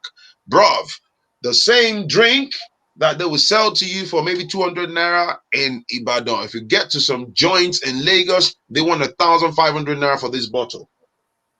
You know, and that's what I was saying. That the woman still has those fears. So if he has his plan, he should stick to it, execute it. I'm sure she will come around. If she had that intention of going back initially, that's my assumption. Thank you, my brother, man. Appreciate you, man. Thank you, man. All right. Patricia. Oh Hello. my goodness. Hello, Phrankleen. Can you How hear are me? Loud and clear. I'm okay. Thank you so much. Finally. My thing that I would say my 2 cents on this whole issue is, to me the guy sounds like a responsible guy because like you said, saving up 30,000 K in the UK. I'm speaking as someone who's lived in England for 2.5 years, moved from Finland to England, lived, Right. worked as a clinical lead nurse, earning good money, but the amount of bills you have to pay to be able to save up 30,000 pounds, you must be a self-disciplined person. So for that guy to be able to save up that kind of money, I think personally, I would say he sounds like a responsible dude. But now the problem is, if initially the woman had agreed to this, we are all speculating here. What could be her reason? You know, Speaking as a nurse, I would say it could be, and this is a problem that most Africans, or not, sorry, let me take that back, not most, some Africans have. The concerns that some Africans have is the access to good health care. The older you get, the more health problems you have. And if I think, for example, a woman that is getting to 40, I might not have any health issues now. I might later on have down the road. What are my chances to get good health care if I am settled in Africa? I don't know. It's a very difficult decision as a woman for me. It's easier for men to just say, "Oh, let's up and go." For a woman, especially a mother, it's a difficult decision to make. Okay, I don't agree with the fact that she consulted her friends, and I don't necessarily think she's crazy, like you said. I don't necessarily think she's crazy. I just think she's probably not forthcoming with the story. I don't think we have the entire story here. It could be that she has, genuine concerns, but she's not telling you the complete story. So it's really hard to really completely comment on this. But Yeah, what I would say, you know what you said, right? I get it, but one thing I've discovered, right, is which is very, very common in our community is when people propagate, disseminate fear, right? Fear spreads like wildfire. It could be about any topic, right? Even people that have, for example, you said you're a nurse, right? yeah, I've found myself in places where when you're talking about health related topic, people will just, you see people that have no business talking about nursing or midwifery, they'll jump and hijack the topic and they will spread all sorts of fears about symptoms and all that. And then somebody who is medically inclined will just be like, nope, it doesn't work like that. No, that's a lie. No, this. It's the same thing when the pandemic started, right? Yes, yeah, the pandemic, blah blah blah, but it was, man, unbelievably amplified. Particularly fear. Fear is the currency, right? People that have no clue. I saw a 2-minute video on Facebook. It's got to be the truth. It's the same thing, yeah. with say you're trying to relocate and all that stuff, and I get it. It's normal.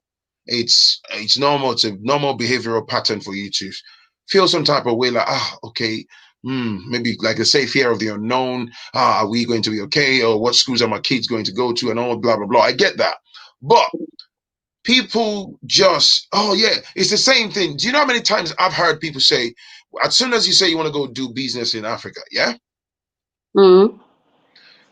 if you have a room full of 20 black people, I can assure you there's about 19 people that would say, or 18 people that would say, oh, don't go to Africa. It's not going to work. It's going to fail. No, no, no, no, no, no. Yeah, yeah, yeah, yeah, yeah. And what you find is there are a number of people, even myself, before I started doing this seed like it is, right? Over time, when you hear somebody, oh, I want to go into poultry business. Thankfully, a woman came online tonight and said, my show inspired her to make that move, and she's got a poultry in Africa and she's doing very well, right? Great stuff. If she didn't come on this channel for a few minutes tonight, I wouldn't have heard about that. Now, you hear people that have failed. They failed catastrophically. And what they then do is they sell that failure. They sell their failure. It's okay for us to learn, see it as a case study and educate ourselves, but they then force it down the lungs of everyone. So if you then come tomorrow and say, oh, I'm contemplating on going to set up a poultry business, they just come after you, man. Like, oh, no, no, no, no, don't do it. Oh, it's not going to work. Nothing works in Nigeria. Let me tell you, man, I'm talking from personal observation and experience. There are people in Nigeria, countless, that are making gazillion amount of money on a daily basis. That's why I always put the disclaimer. Not everyone in Africa is connected to the government or some uncle who is a senator who is reliant on public funds. We know those set of people, right? We put those ones on the shelf for a moment. There are people who are just maybe in the food sector who are solving problems. You put yourself somewhere strategically. If you have a 5 acre of land, for example, and all you are planting is Scotch bonnet, right? There is a vast market for Scotch bonnet. People are going to eat pepper 24/7. The only sort of problem or setback that you might have if there's some kind of insect attack or something related to that agricultural produce, right? And if you handle that effectively, you gain knowledge, you do what you need to do. Once you harvest the Scotch bonnet across your 5 acre, there is no way you are going to fail because there is a huge demand for it. Do you see what? Now, you might go in that direction. I take exactly the same money as you. I go and open a shop and I start selling Hackett, Ralph Lauren, this shirt for 25,000 naira per shirt. The trainers, because it's Ralph Lauren, there is a very minute target market for that because a vast amount of the population perhaps are not able to buy this for 25,000 naira. That's a fact. Yeah. Do you see? So if the guy that's trying to run the boutique then fails, he then comes back to the West and tells everybody and his mama and the neighbors and the neighbors, friends and everybody that nothing works in Africa. And this breeds fear. So I've learned over the years when I listen to people, oh, I ran a poultry business. I had a 10,000 capacity. It failed. It didn't work out. I ask logical question. I don't get emotional. Why did it fail? What happened? They try to waffle and say, oh, Nigeria, the problems in Nigeria. No, I don't buy into that. What happened? Then the person might just say, well, when I started the poultry, Phrankleen, I put my younger brother in charge. Aha! There you go. You failed I was from the jump. Yep. There are a lot of businesses in Africa that you can engage in and you will succeed. But the thing is, you have to be there on the ground.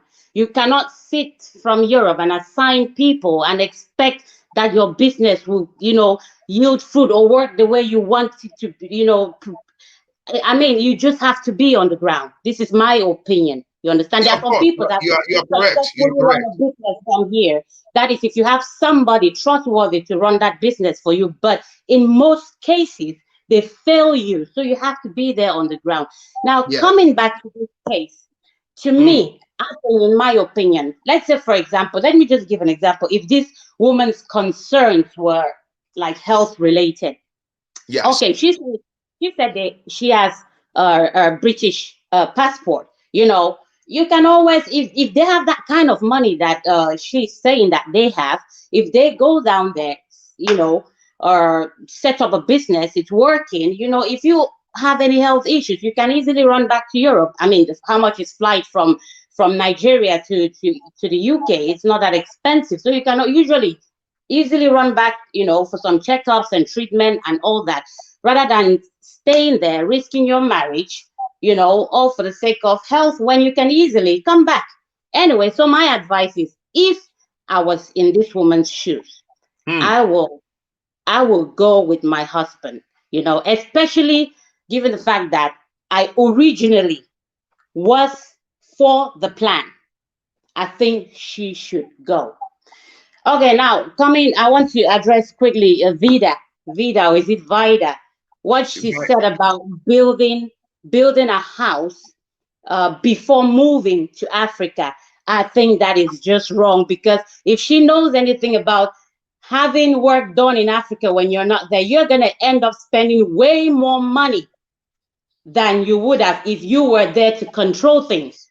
So if I'm going back home and I have that kind of money, I would rather go home, rent a flat, live in it, and build my house, be there to control things, the purchases and everything, the building, make sure everything is going smoothly.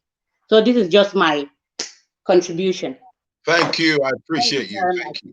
Thank you. Thank you. Fantastic. Right, Vida, let's bring you on. Let's bring Vida on. Vida, hello? Yes. Hello, can you hear me? Loud and clear. Hi, At how are you last. doing? I'm fine. I know people are roasting me in the comments. So, first, first I agree with you about talking to friends about your marriage, because I've seen a lot of marriages melt, fall apart, ruined because of that. And I do disagree with the lady changing her mind. However, my comment was about before you move, because you said they have 4 children? Because I wasn't here at the beginning of the video. Two. So two. So I think it's so I'm 27 and I moved here when I was 12 with my family. So if I wanted to move to Africa right now as a single childless person, it's easier for me. But if you're moving a whole family, I mean, you need to have a timeline. My parents are close to retirement. They're going to move in the next 2 years. They have rental property. Their home is built. They're buying furniture. They're setting up everything to go. And it's just them two with no children. So to me, I always think if you're especially, how old are the children? Sorry? How old are the children? She said eight. Is it 7 and 4? So at least that's a little bit young. So it's easier for those children to adjust. But I'm just going, if you have like elementary school or middle school children, I mean, and has the children even ever been to Nigeria? I'm from Gambia and we go every other year. But I think because I grew up here, and what happened is I saw a lot of families say they were gonna go back. I live in the US, and they rented, they could have bought houses here. They didn't have a timeline. They simply said, we're going back, we're going back. They keep having more kids here, and Mm. we've been here 15 years. I've known people 20 years, and they still haven't gone back. So to me personally, I feel like if you are planning to move back to Africa with your family, children included, I think one of the kind of the husband or the wife should move back first, or like a transition. Go 1 year, the next year go for 6 months, start building while you were there, and then once everything is set up, you can the children and the other spouse can all come. Because at the end of the day, if they end up going to Africa, even if they're broke, as long as they have a house to live in, I mean, they can buy candles. They might not have enough money for electricity, but as long as they have that house, one of the spouse can also go back to Europe and work and come back. But if I mean, I've seen people lose a lot But of money can I ask you? in Can I Africa ask you? because Can I family. ask Yes, can I ask you a question? Why do you think yes. most black folks, I get what you say and I what you Hmm. said and I agree, but why do you think most black folks, there is this thing that I've observed from countless number of Africans. Hmm. People say, "Oh yeah, I'm gonna go back. I'm gonna do X, Y, Z," but there is still these type of. I'm gonna keep these one leg, just the back of this leg, Yeah, connected to the Western hemisphere, just in case it doesn't work in Africa, so I can yeah. meow. So that to me says a lot about the state of mind.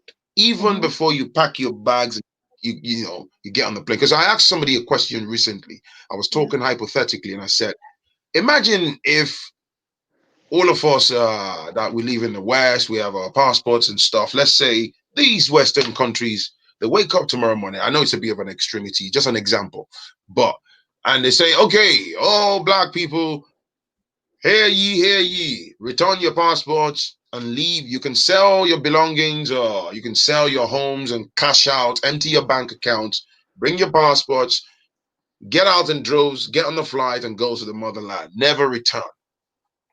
What Yeah. I'm trying to say is, so if you're in a situation where you go back to Gambia, like you said, Hmm. and you were faced with an option that you are not going to be able to go back to the West. Hmm. So are you saying you can't make it work in the motherland? It's just a honest question. Me as me individually, I can, but I don't know if there's family involved. Because remember, those kids are also British citizens, or if I No, would have had kids. I know. If I So mean, if you have to I, go, I you mean, I have a house back home. I have a lot of money in the account because I save a lot. So I went that's to good. school. That's good. Like I've been saving since I got a job here at 14. So and I save That's here and good. I save back home, and they bought me lands in my name, and we build. And some of my Are you parents. single, Vida? Let me see if I have some brothers online here. Are Yes, you I'm single? single. Yes, I'm single and child free. So that's why, because, and also I work with children. So when I'm thinking, I've seen families come back. And to me, I feel like if you're going to move to Africa, make sure you have a concrete plan and a base to move back. Don't say, because some people are saying, well, if it doesn't work out in 3 years to come back, I'm not moving to Africa to come back in 3 years.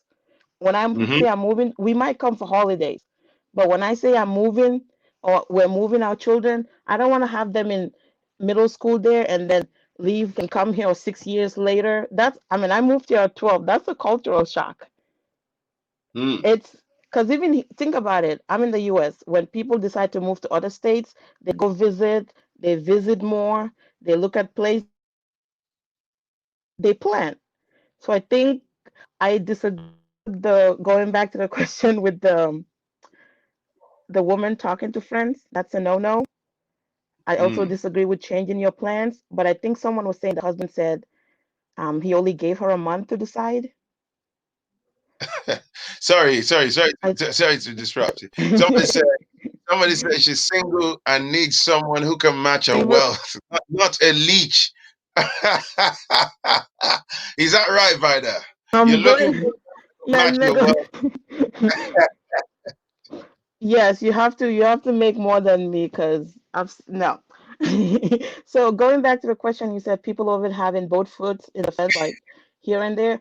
I think it depends on what people left behind because if you come from poverty back home, if you've been poor, you don't want to be poor again. Poverty is not fun. So I think sometimes people have that fear. There's always that Yeah. fear. And also, I remember watching your other life, and you were saying how when you come to the US or UK, you have to be careful with the people you hang out with because that can really set you up. So if you come to people that are in home care, they don't really go out much, you might not be able to network more compared to someone that is a professional. So I think, I mean, a lot of Africans here are not professionals. They're more into home care and stuff like that. So if you go back to Africa, if you're not good at business and you're not good at managing your money, you're going to be back here. And if you don't have papers to come back, I mean, I have people in my hometown that people will laugh at them because they wanted to come home. They came home. They didn't have any plan. And some of them went a little bit cuckoo because so I'm just coming from that point of view that you can plan to go back, but make sure you I hear have you. like go home, build, start something, and then send the rest of the family. Don't just I give you 1 month. If you give one, and also maybe the guy's family might be crazy back home too. Who knows? So she's scared. But yeah, Uh, talking to friends about no, that's a no. Thank you, You don't Vida. even talk to Appreciate. friends sometimes about your business stuff. Thank you.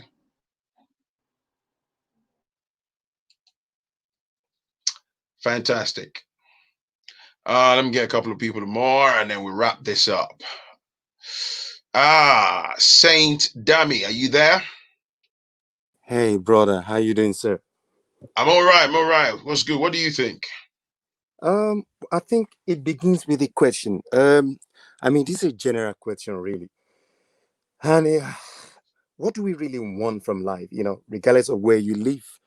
You live in Africa, you live in the UK and the US. So, I would just focus on people, the Africans living in the West. So, what do we really want? Do you want freedom, or are you here because of, I want freedom, or I want social security, or I want money, I want quality education for my kids. Depends on what you really want. But if this money you want, I can you still hear me? Sorry. I can hear you, bro. Yeah. Sorry, man. I can hear you. If it's money you want, you might not really get the money in the West. Do you know what I'm saying? Yeah. You might not really get that money, but you will live certain decent life.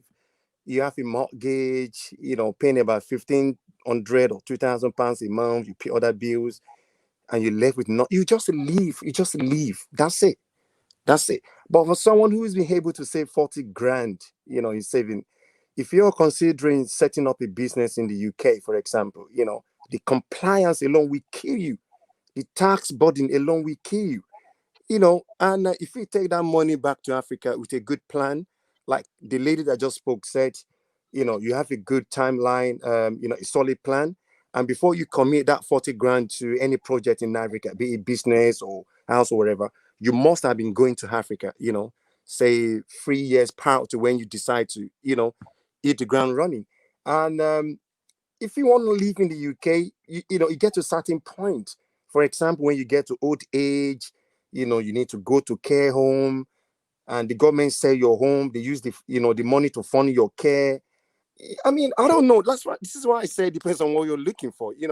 So going back to the issue at hand, Hmm. they both need to decide, what do we really want? Are we staying back in the UK because of the keys, or do we want money? Like I said earlier on, if you want money, I'm sorry, you might not really get money. In the UK, I you think. just I think there's a point. Sorry, my brother, to cut you. There's a point that people are disregarding. Right, the brother, which is the man, had gone through. For anyone that's lived in the West, yeah, who a black person who knows what racism and all those things are about, bruv. I'm sat here. I'm a victim of racial discrimination. I have been for years. I've dealt with, I'm still dealing with through the courts in England. Bro, I cannot put into words, there's a version of me that people know. I'll be playful in front of the camera. If I take the mask off and I go hard, I'm actually looking for the right time to because it might change the course of my channel completely. If I tell you the things I've been internalizing for years, some of you will run away from your devices. So I personally, I see it differently. Okay. We are being tolerated in the West. That's a fact. That's why it irritates me personally the most when you see black people. They get a bit of crumbs. I deliberately call it crumbs. A bit of crumbs. They taste a bit of comfortability. They will fight death and they start showing off. to uphold the West. They put their shoulders up, and then they're the first people to cancel the motherland. And I laugh. Let your 20 generations grow and die in the UK. You can never lay a claim to the soil of this country because it's never. There's no way. And a gentleman told me something not too long ago, and it scared me. He said it only takes about 2 generations to strip black people of their history, their integrity, their lineage. Why? You come here, you live here for donkey years, you have your own children. Like what somebody was saying earlier, most of us within the black community have 2, 3, 4 children. And the reason why a lot of people can't take their children to the motherland is the flight tickets are bloody expensive as a family, right? So to even go a year, you probably need 3,000-4,000 pounds to just catch plane alone. Spending money and all those things, and then your bills and all that. And before you know, children are growing year after year. Before you blink, they become teenagers. Before you know, university, college, boom, they're out of the door, right? The only thing you see all those children doing, dancing a zonto, doing everything. When a song, when a Davido song is this, they're dancing as a Malian. You stop them in their tracks and ask them questions about their roots as Africans. I'll hear somebody, where are you from in Nigeria? I'm from Ogun State. Ah, marvelous. What do you know about Ogun State?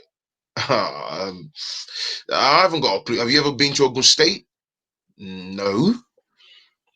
There's a lady that said to me, oh yeah, I've been to Ijebu. I'm from Ijebu. Oh, great. What do you know about Ijebu? Oh, yuck. Ew. Disgusting. I didn't really like the village. There were goats and chickens just running around, and this is a 21-year-old. I can fight. I just and I'm saying they are black like you and I, my brother. These are the ones that will go ahead. They will have what we call the good jobs in the Western environment. Off the top of their list, oh yeah, I'm Nigerian. It's just all cool to say they're Nigerian. Stop them in their tracks. What do you know about your lineage, your father's side, your mother's side? They haven't got a clue. And then before you know, that person's going to lay with another woman, bang, they have children, and the lineage stops with them. Does it not worry you? That's true. It stops with them. Yeah, and yeah, that's more than likely they take a sharp left and go marry into other races and stuff. Look, in my wider family, let me not go wide into other people's business now. My own family tree, there's a lot of us here in the UK, right? Younger nephews and nieces, and they haven't got a bloody clue. They can only tell you, I'm Nigerian. Oh yeah. And then when you ask them 1 or 2 questions, what do you know about Nigeria? Right. I'm from Ijebu. Oh, great. Oh, yeah. And then they laugh it away. They feel embarrassed. They run away from you. They haven't got a clue. And so, but I look at it critically, like we are burning the black race, the fam. And and then you have some of these other ones whose parents are here. I'm not saying it's wrong because you have good jobs, you work as a doctor, a solicitor, whatever that floats your boat. You're breaking bread, you're making £10,000 a month, whatever you're making. But look at it critically. Somebody said lost generation. We are done. Black people, yeah, will fight laboriously with every fiber in their body to defend their lives in England because of a bit of unrealistic comfortability is what I call it. I live in Kent. So bloody what? I buy alone in Kent, ne? Oh, I live in Essex. Oh well, yeah. I live in Chelmsford. So what? It pisses me off. The way they, Peckham Lungbe, what's a crew in Peckham like 6 years ago? Will you keep quiet? All of those kids, you see them a lot, right? You can see them, they work for an estate agency, they work for the NHS, they work for blah, blah, blah. Bro. And more and more like that every day. They're growing into the system, the Western system. And there's a major disconnect.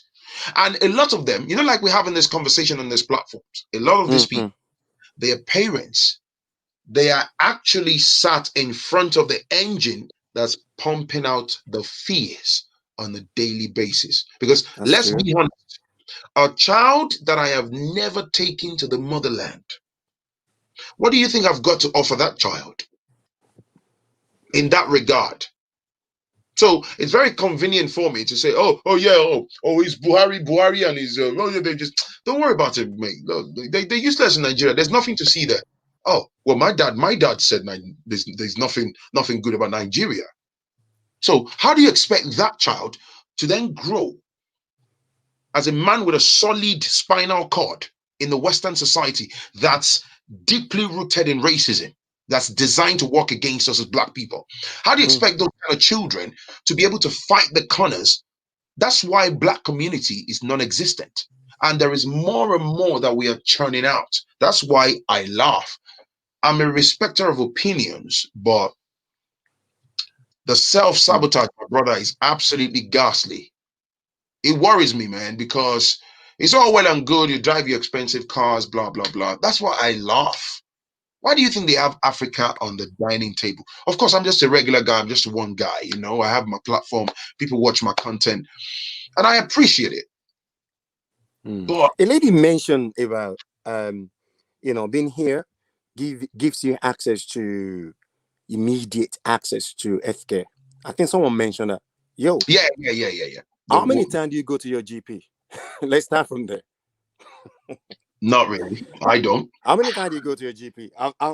For me, it's not really what people think it is, and indirectly, you don't really enjoy that. It's there, but on the paper, on the surface, it's there, but you don't really get to use it. So she was saying that, if you go to Africa, maybe the lady is afraid that, if she runs into some sort of health trouble, how will she get access to healthcare, and even for people living in. I can understand in our society there are some people that have certain health related complexities that might need, like they're dependent on like weekly or bi-weekly type of prescriptions and not whatnot. not in that sort of sense, not in that. I'm just just generally speaking, for people in that kind of health category, it might make sense for the lady to say, what, I've got this sort of challenges, I don't need to go to Africa. This is why I said at the beginning of this conversation, what do you really want? Is it freedom? Is it quality education for my kids? Is it healthcare? Is it money? Is it social security? And I said, if there's money you're looking for, I'm afraid you might not get it here. And for someone who has been able to save up to 40K, I think that's a lot of discipline, and sacrifices. If I have that, and you also mentioned something around the guy, winning a payout. Is that correct? Yeah. A payout of up to about 130K. Oh my God. I left since 5 years ago with 140K. My G. I left since 5 years ago. I mean, that's a whole lot of money. If you are going to be doing any sort of business with 140K in the UK, you got to think about the complexity of doing that business. Hi. Sorry. Go on. I can hear you. Go on. Yeah. I'm talking. So if you are going to go into any sort of business with 140K in the UK, you've got to think very well, because there are a lot of complexities. Tax burden. They will shave off that money before you know. What I'm saying? And meanwhile, if you take this 140K to Africa with a well thought through plan, in the next 5-10 years, you will be smiling. They've got British passport. They can always come for holiday. They can travel to other part of the world. So again, going back to my initial question, it really depends on what they both want from life. If they want, money, well, you might not really make money here. The only thing, let me not say the only thing, what I know that this part of the world might give you is exposure, discipline. Bruv, I already have the goddamn exposure. Franco Nehru, 130 rocks. If I say to my woman, so you've got exposure, you've got the discipline. Because if you're not disciplined, you can't live, you cannot survive in this part of the world. I'm not sure I can get on the I'm going to Lagos, fam. There's 130 rocks. I mean, if you're not disciplined, there's no way you could survive in this part of the world. So, and if you take that discipline back to Africa, to do any kind of business, you will be successful. Of course. With a well-thought through plan, if you take that to, you will be successful. I think that's just my own saying. Yeah. Thank you, my brother. I appreciate you, man. Thank you, man. Nice. Right. Let me add my brother here, man. What's going on, bro? Hey, bro. Frankly, how you doing, bro? I'm all right, man. I'm all right. What's up? Man, I'm really enjoying this program tonight. Like, it has been forever. Like, you see, that guy said, what do you want? And what he's saying is fat. What do you want? It's everything about all of us in Western world. You see what I mean? First of all, shout out to my wife because she was the one that introduced me to this program. And ever since I've been watching this, my God, my brain has been extra calculated. Day in, day out. Now she has to be stopping me that what? Because like I'm not earning much, but the money really like doing a lot for me back home nowadays, like buying land everywhere. And before the COVID-19, like I've been thinking that maybe we might travel, two of us, because go alone, I think she was like, no, because of certain things that have happened in the past, you see.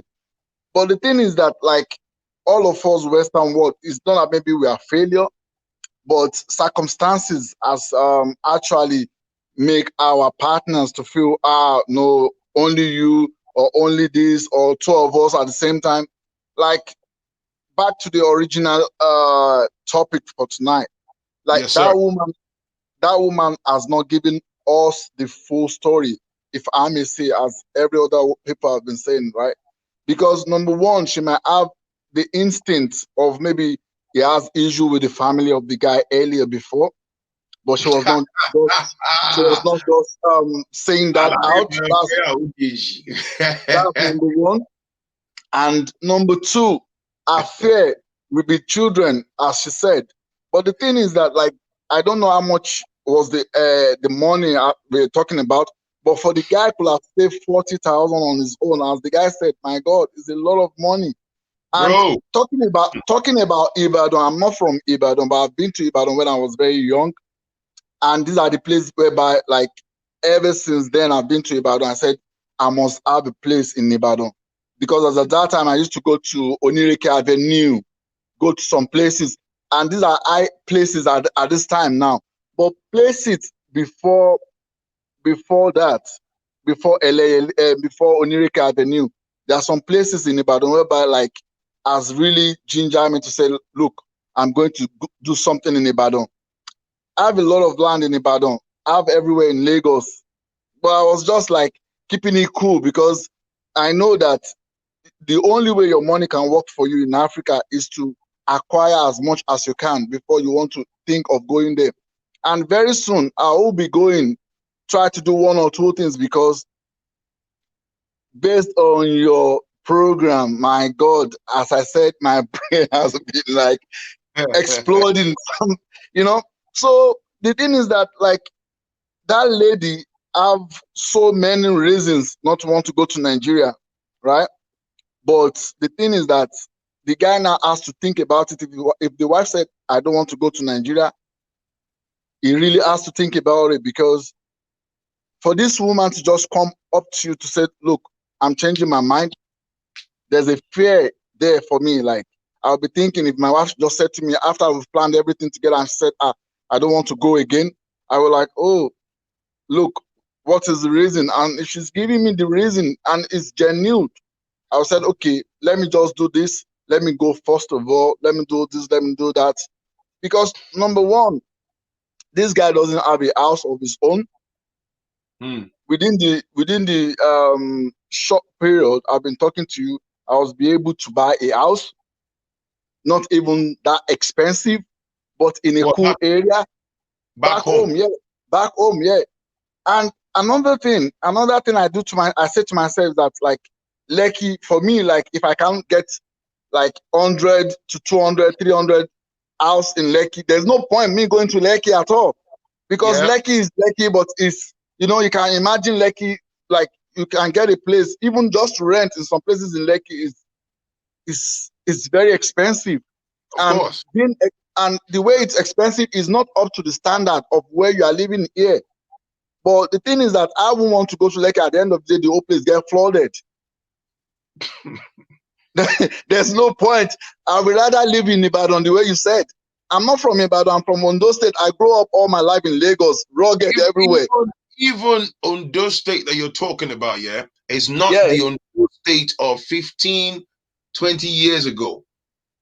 Things have changed. Let me now shock you, Phrankleen, right? I was not born in Ondo State. I've never in my life been in Ondo State except once. Once. I went to Ondo like when we are still trying American visa lottery with my friends. Then I just ran to Ondo State. I said, okay, let me just go and drop visa form, everything to my friend and let them fill out and let us submit the lottery together. You know what I mean? That's the only time I've been to Ondo State. But the thing is that I went to SRK, right? And one of my projects right now is to build hostel in SRK. And how much is to buy land in SRK? Very, very cheap. How much is to build the hostel? You can actually call the builders and cook for them and give them a certain amount of money and the job is done between like 3-4 months. You see what I mean? So like everywhere in Nigeria is developing fast. So the development is going fast. And another thing, what you're saying about the people, like the way some parents have trained their kids. Like I have 3 kids here. If you ask them where are you from, they will tell you they are from Nigeria. They haven't been to Nigeria, but I'm planning to take them to Nigeria. That's why I try to get everything sorted as soon as possible because the first one now is in secondary school. So I don't want to leave it too late now, you see. So the thing is that some parents, they will actually tell their children that you are British, you are Irish, because I live in Ireland, you see. So they will tell their children that when anybody asks you, tell them you're Irish. I'm like, why will you want to say is Irish? Like, is real, is Nigeria? Like, all this thing doesn't get to my head. And I keep saying to my children, any day I hear you said you're Irish, I won't be happy with you. So even if I'm with them, a white fellow asks them, where are you from? They will say they are from Nigeria. They ask me again, were they born in Nigeria or Ireland? I say, well, they are Nigerian anyway, but they are born in Ireland. You see, we need to change this mentality. These people, to be honest, we are happy we live here. We are happy we're doing good in this side of the world we are. But I say to everyone I meet, I said, they don't like you the way you think. Nigeria have did their own once before. They can't wake up because of the law that binds them. But the thing is that their attitude towards us, when they see that we are doing very well as a black folks, is very, very bad. I can remember there was a time I had some small issues and the police were meant to come to my place and they looked at it, black person living in this house, they wrecked a lot of things just because my God, you know, that's what they call hatred, jealous, like the kind of jealous they have. Like they wreck a lot of things and they just walked away and I just said, well, it's their country. That's the way I say to myself always. Thank you anyway. I appreciate you, my brother. So, bros, I will urge that man to listen to his wife. They should work. They really need to work together in this, because first thing, bros, is that they don't have a house in Nigeria. I can't even myself, to be honest, I can't advise the man to go and rent a house. The money is too much for him to rent a house. To be honest, there's houses in Nigeria that is not expensive, for God's sake. Like that 40,000 that these bros have, separate the one that he has worked for and saved by himself. Half of that can get them a proper house first. Fact, that half of that can get them a house first. Then let him go and get that sorted. Then see how you can write down how you want everything to go for the businesses and everything. Because if not, if this man just look at it like, okay, I give my wife a few weeks or a few days to decide, my God, the money will be wasted. Honestly, it has happened to me before, and I won't be happy if such a thing happened to someone else. So I think this man really need to listen to the wife, read this, write out the content of what you are to do with the money. Right. Half of the money that he asked first, which is about 40,000, he can get him a house. And if you sort that out, then you can talk some reasoning to your wife that, look, madam, we are good to go, you see. So thank you very much, bro, for bringing me in tonight. Thank you, my God brother. I bless appreciate you. it. Thank That's them.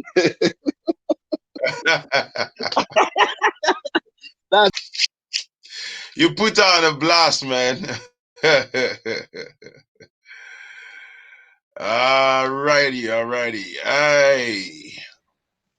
Hello. Hello, Mr. Franklin. Hello. Yeah, so what I was saying, I'm gonna I see you agree, next. Go on, yeah, go on. I can agree with what everybody has said, but we've got to look at things for another perspective. So you've got to look at things in the sense of what do you have now and what do you have to offer? Because Mm, let's face the fact here, we've got a lot of people here in Nigeria, Africans, in the African diaspora, we are here and we don't have, it's a fact, some of us don't have a lot to offer. So, for example, those of us who came through the study route, so you come here to study from Nigeria, you don't have a first degree, you come in here to study, you study your first degree, and you know very well it costs a lot. The average tuition, first of all, is going to kill you, and then you do all the stuff, you work hard, you get yourself a job, you pay your taxes and all that. How much do you have in your bank account?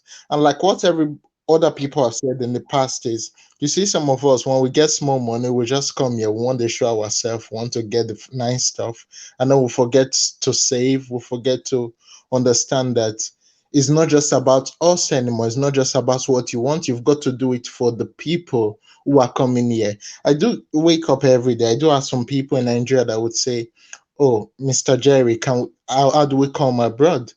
They tell you that with genuine interest, but when you ask them, "Okay, what do you want to offer? What do you want to study here?"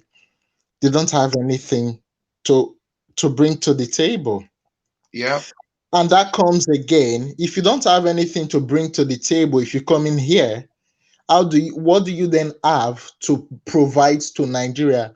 And like you said before, there are people in Nigeria providing solutions to solve the problem and at the same time making money. So Of you've course.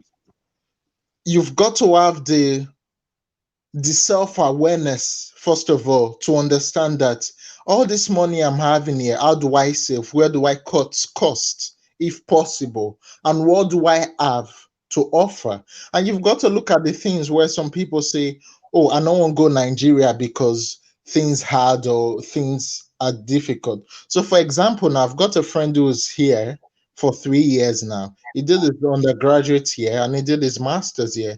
Undergraduate cost him at least 80 grand because the average tuition was 15 grand a year. So 50 grand per year for international students. So if you have that, we're not talking about house rent and all that. That costs a lot of money.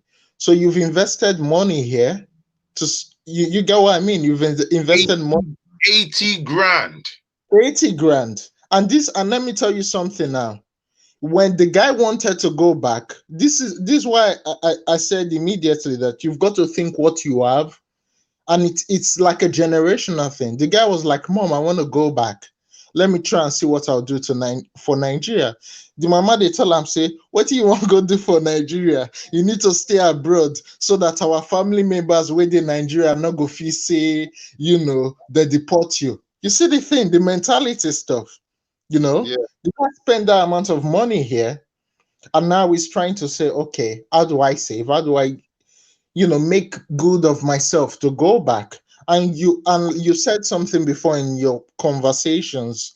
I do watch your programs regularly. When you talk about the black tax, where you've got families in Nigeria who want more money from you, and then you've got the tax system where some of our people who are not educated enough, they go into debt, and they go into bad debts, and they're trying to pay that off.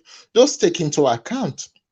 Now, in order to transition successfully, in order for you to see, right, I need to get what I have here, use the skills, the money I've made here, and go back to Nigeria, it needs a lot of planning. It needs more than just saying, "I win 130K. I need to go back to Nigeria and do that." And you give your wife 3 ways. Personally, my advice would be, it should at least have 6 months. It needs to have a constant income. He should keep that money in the account. If he's still working or his wife is still working, they should work for at least the next 6 months to say, right, that money we've got, that 135K, is money we're going to invest in Nigeria. But for the next 6 months we're working, that money is money we're going to do for maybe pocket money for food, pocket money for rent, and you get what I mean. So you're not touching that 135K or whatever you've got. You're keeping that until you get to Nigeria. When you get to Nigeria, the money you've earned, the money you've saved in the West, then you can get a house, like someone said, rent. Personally, I wouldn't buy a house, because house is a liability, except you want to have a lot of houses you want to build from scratch and then you rent. Personally, I would go into agriculture now, because Nigerians, they're good with farming.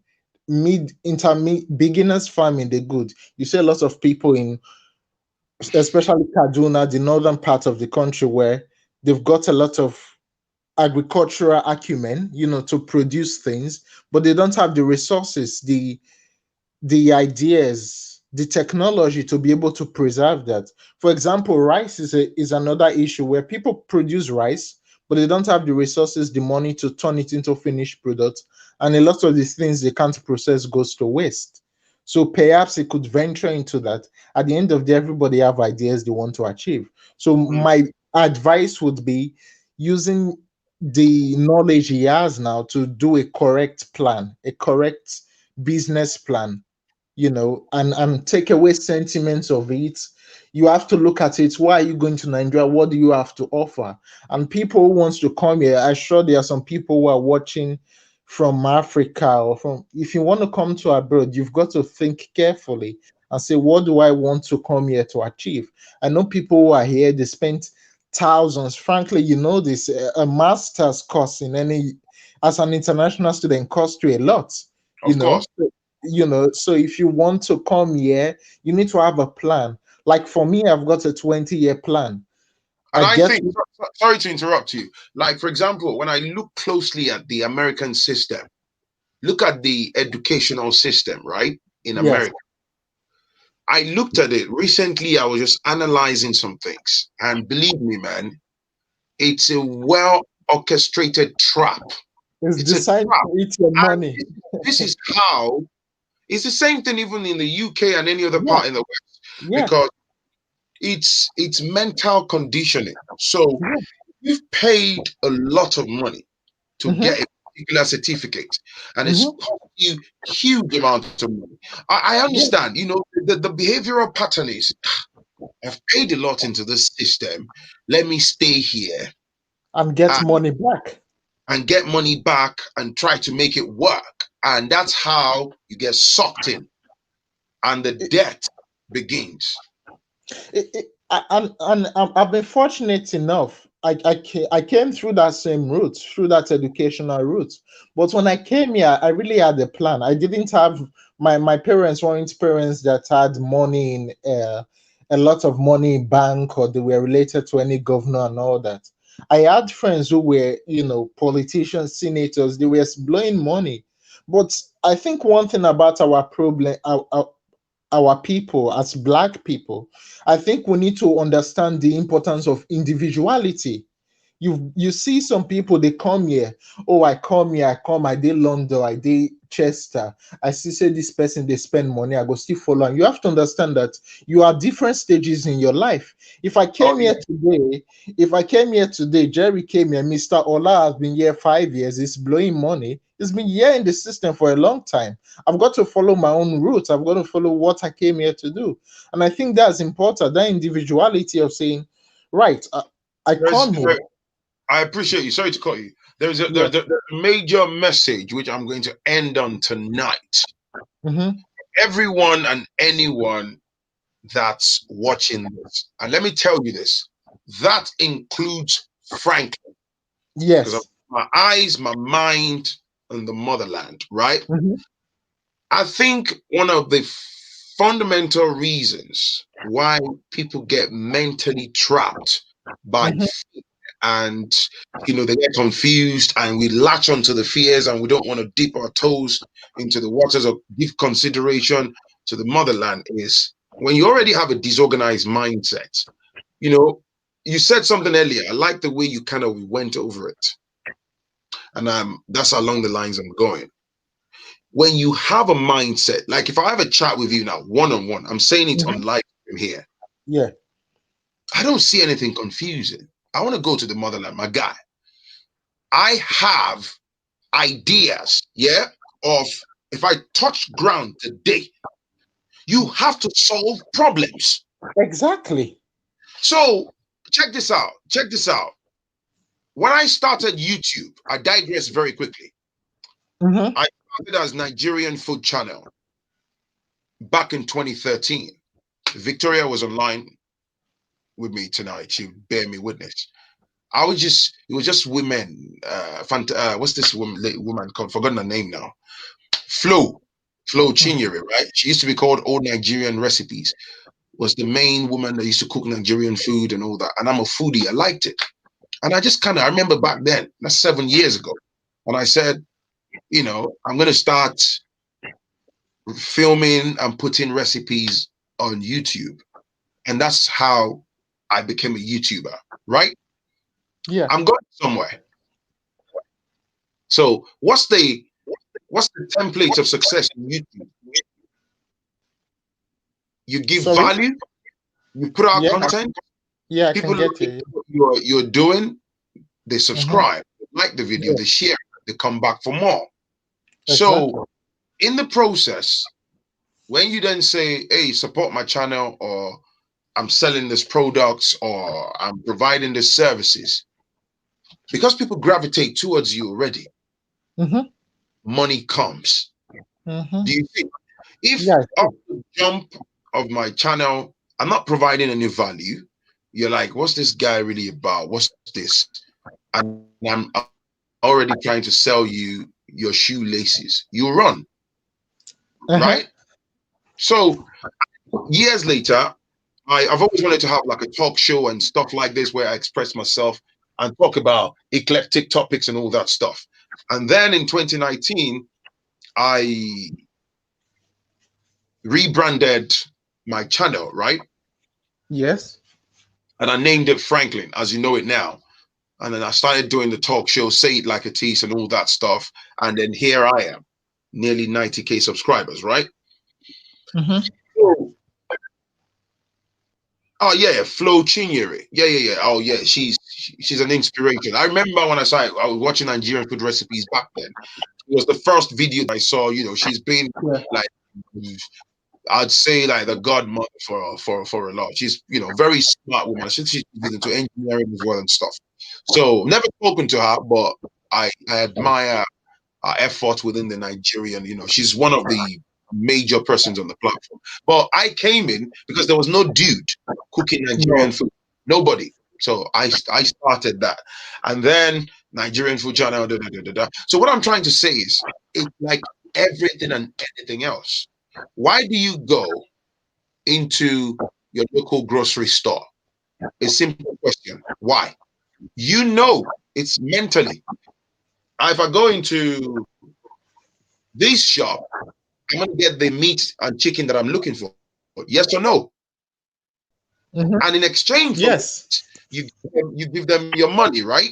If you go into a shop where they sell shoes, they're solving a problem by selling us shoes. We buy the Yeah. shoes, we give them money. The same thing. If you're going to the motherland, you're contemplating on going to the motherland. Nigeria has its challenges. Nigeria has blah blah. Let's put that on the shelf for one bloody second, right? There's over 200 million people living in that country. More than that's the one that they calculated. Yeah, let's just say 200 million. Yeah, of course, realistically speaking, you're not going to be able to sell to the entirety of the 200 million. But No. if you can reach a sizable fraction of that population, you're laughing. So the question then is, what kind of problem can I solve? What kind of service can I provide? What is it that I can bring to the table that the multitude will buy from me? If I go home, I get contacts into, say, the origin factory where this Yeah. drink come out, brewery, right? I establish some kind of relationship where I can bring out trucks of drinks and I have 5-10 million to play with. And then I then be the guy that supplies other people. And let's say per crate, I make 250, 500 naira, whatever. And you deal with thousands of crates. Picture how much you make per week. People drink like crazy. And it's something you just said that I really like. Is your solution. And one thing As again, simple as that.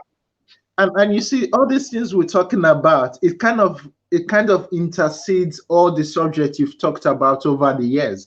And if you go back into, as I was mentioning before, the financial awareness to be able to save.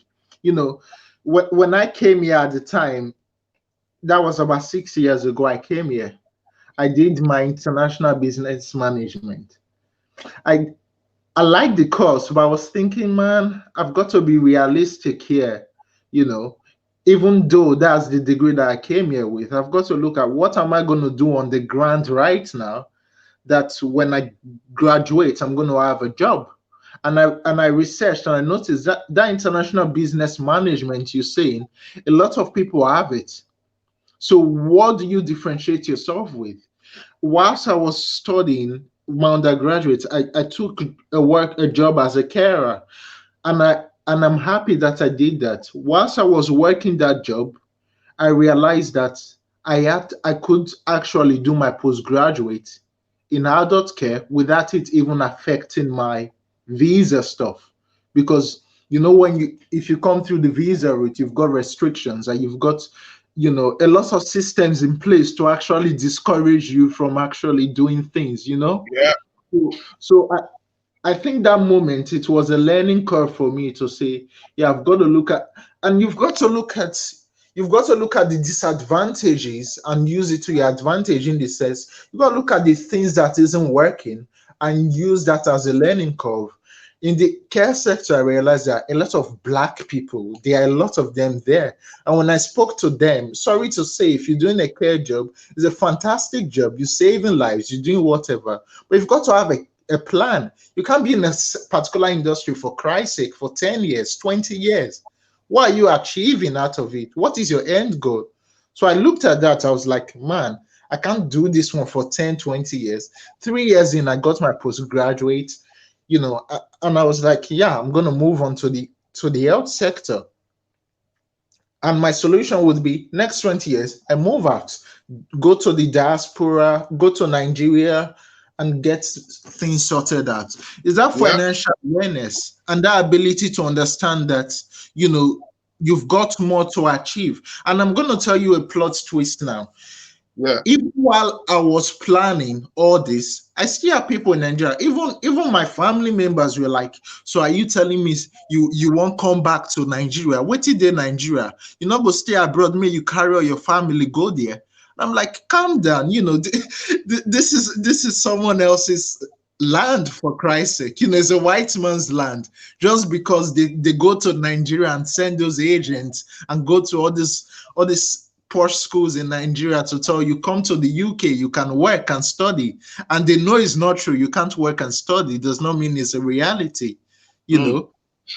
So I had to like tell them, I said, look, you know, you've got to look at things. You've got to do it for Nigeria. It is, you know, it people want to live your life, they want to do other things. It's fine. Live your life, do stuff. But you've got to think of, if there's an opportunity for you to go back to the motherlands and improve lives and do things, you know, agriculture is one aspect, you know, healthcare is another Oh my aspect God. that Oh needs my huge. God.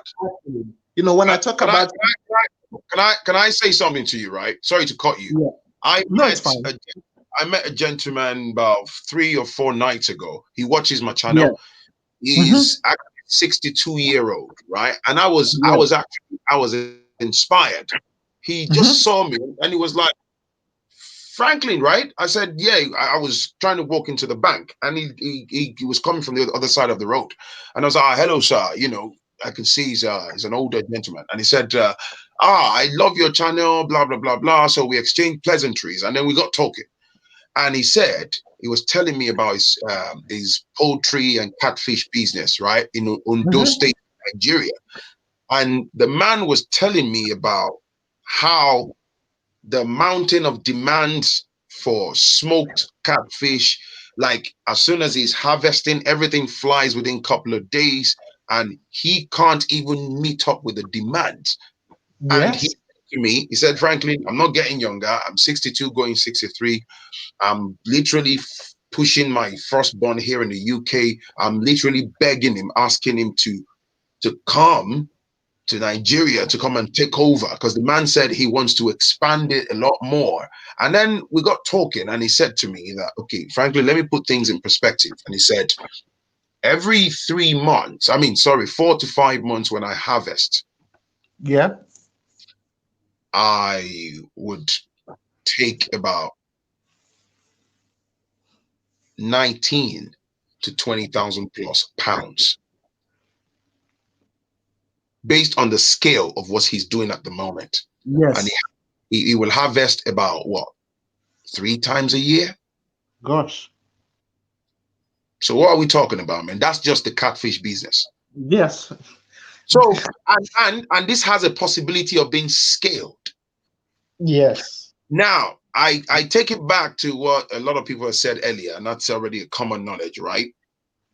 I've said it to people. That's why when you see a lot of, and it hurts me. That's why I make videos, protect your resources. When I see people grafting, facing discrimination, daily microaggression, you put your money in the hands of unscrupulous people, and they sabotage you, and you may never recover. Do you see what I'm saying? Yes. So, but the same business that failed because you're distance away from it, if you are on ground at the forefront of that business,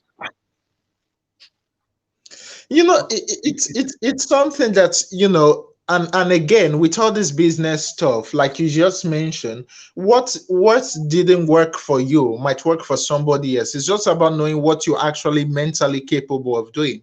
So for example, now another, talking about bringing out business idea, another business idea would be, look at the disadvantage, look at the disadvantage and turn it into an advantage. A lot of our doctors are exploited. You've got 5% of the NHS are Nigerians. That's more than the doctors in the whole of Nigeria. let me tell you, man. Let me tell you, this is what sorry to cut you again. Yeah, This it's is what fine. people don't understand, yeah. People don't understand that. You see, there is a lot of people, I'll be honest with you, man, and I understand there is a lot of people that make crazy, stupid money in Nigeria. There was a brother that told me some days ago, he said, Franklin, I watch your video in the background. I don't comment. And I Yes. was literally begging him to please come for a 1 hour session to come and educate people. You know what he does? Yeah, he has business here in the UK, and then he was telling me just a couple of days ago as well that he supplied soft drinks and some alcohol drinks, right? Somewhere across Ogun State and across Lagos. He has two major warehouses, right? And the drinks business makes him crazy, stupid money.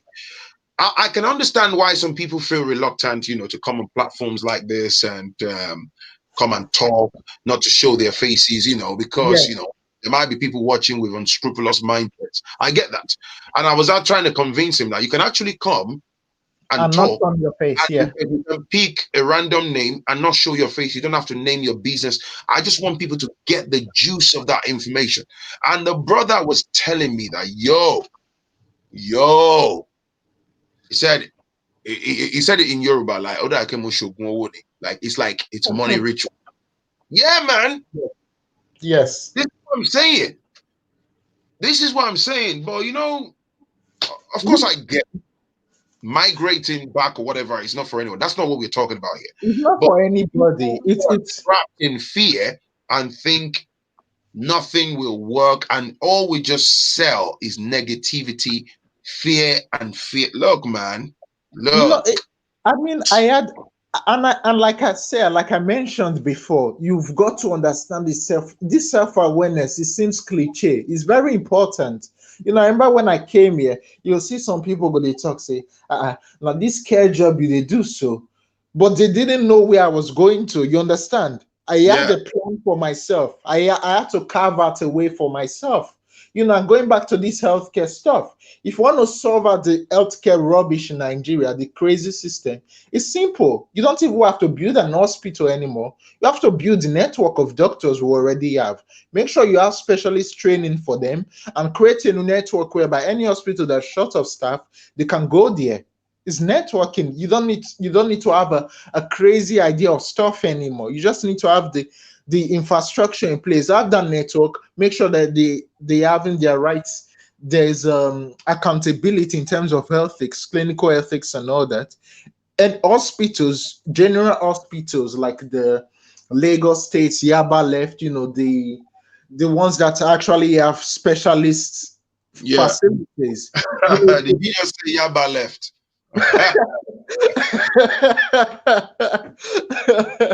but you get what I mean, didn't you? Yeah. It's just about that, and it's about, again, it's all about, don't let fear or anything like that just distract you from what you want to do. And I keep saying that, frankly, we'll keep telling you that it's all about just, focus on what you want to do. Look for that solution. It doesn't don't follow just because, say, people are selling drink, you want to sell drink. Look for your strength. Even the rice, what would they say? Money not the money not the money not the money not the. People are making, even the clothes you're talking about, 25,000. Yomi Kajwa is making his own clothes. He's selling it. Of course, it has a target market. Of course, I agree. Yeah, of course, it started small. So it's all about starting small. It's all about repetition. If you can make $10 out of something, if you repeat it 100 times, before you know it, is that consistency that I think a lot of our people, and that ability to see ahead again. And a perfect example, I used to have a relative of mine in Nigeria that used to make, I kid you not, in a month, he used to make $1 million naira. With that $1 million naira, he had his own house. He had about 4 housing complex in Nigeria. That's just for his business, his drink business. So this drink, when you're talking about origin, I knew it very well. I knew the distributor of Bullet Nigeria, talking about Guinness. Yeah. So this guy was making a lot of money. And at the time, I used to say, he used to be a distributor for Coca-Cola. This Ever Water stuff. This bottled water in Nigeria. And I said, do you know that you can build your own factory of water. You don't have it doesn't have to be massive. The good thing about Nigeria is water is not owned by the government. Anybody can dig borehole and do water system. You make your own water system, make it the same quality as ever water. You don't need to compete with them in the market. You only have to compete with them with organizations. You don't need to go with the retail market. All you have to do is go into corporate um, clients, government institutions. And the guy was like, man, money not deal, this one's another one. Fast forward 2017, you knew what happened now. South Africa ran out of water. Imagine if somebody had that system in place. All you have to do is go meet South Africa and say, look, we know you have this situation. We're just going to manage the water for you. And you're going to pay it for free, partly because we are Nigerians and we are brothers. You're not going to give it to Nestle Water that's going to take over your land in the next 5 years. So again, it's all about that strategic stuff and looking at where you could penetrate the market. And like you say, that catfish business, you could go into other areas. You could go into poultry. You could go into breeding. Especially breeding in West is a lot of money. When talking about caviar, halibut and other types of seafood world, people, cuisines and all that. Big companies, they've got contractors, they've got people that they rely on that, cruising companies, hotels, you know what I mean? So it's that strategic mindset and just do your thing. And as far as it's legal, just do your thing and get into the system and see what can I bring that would impact people really. It doesn't take rocket science, I'm afraid.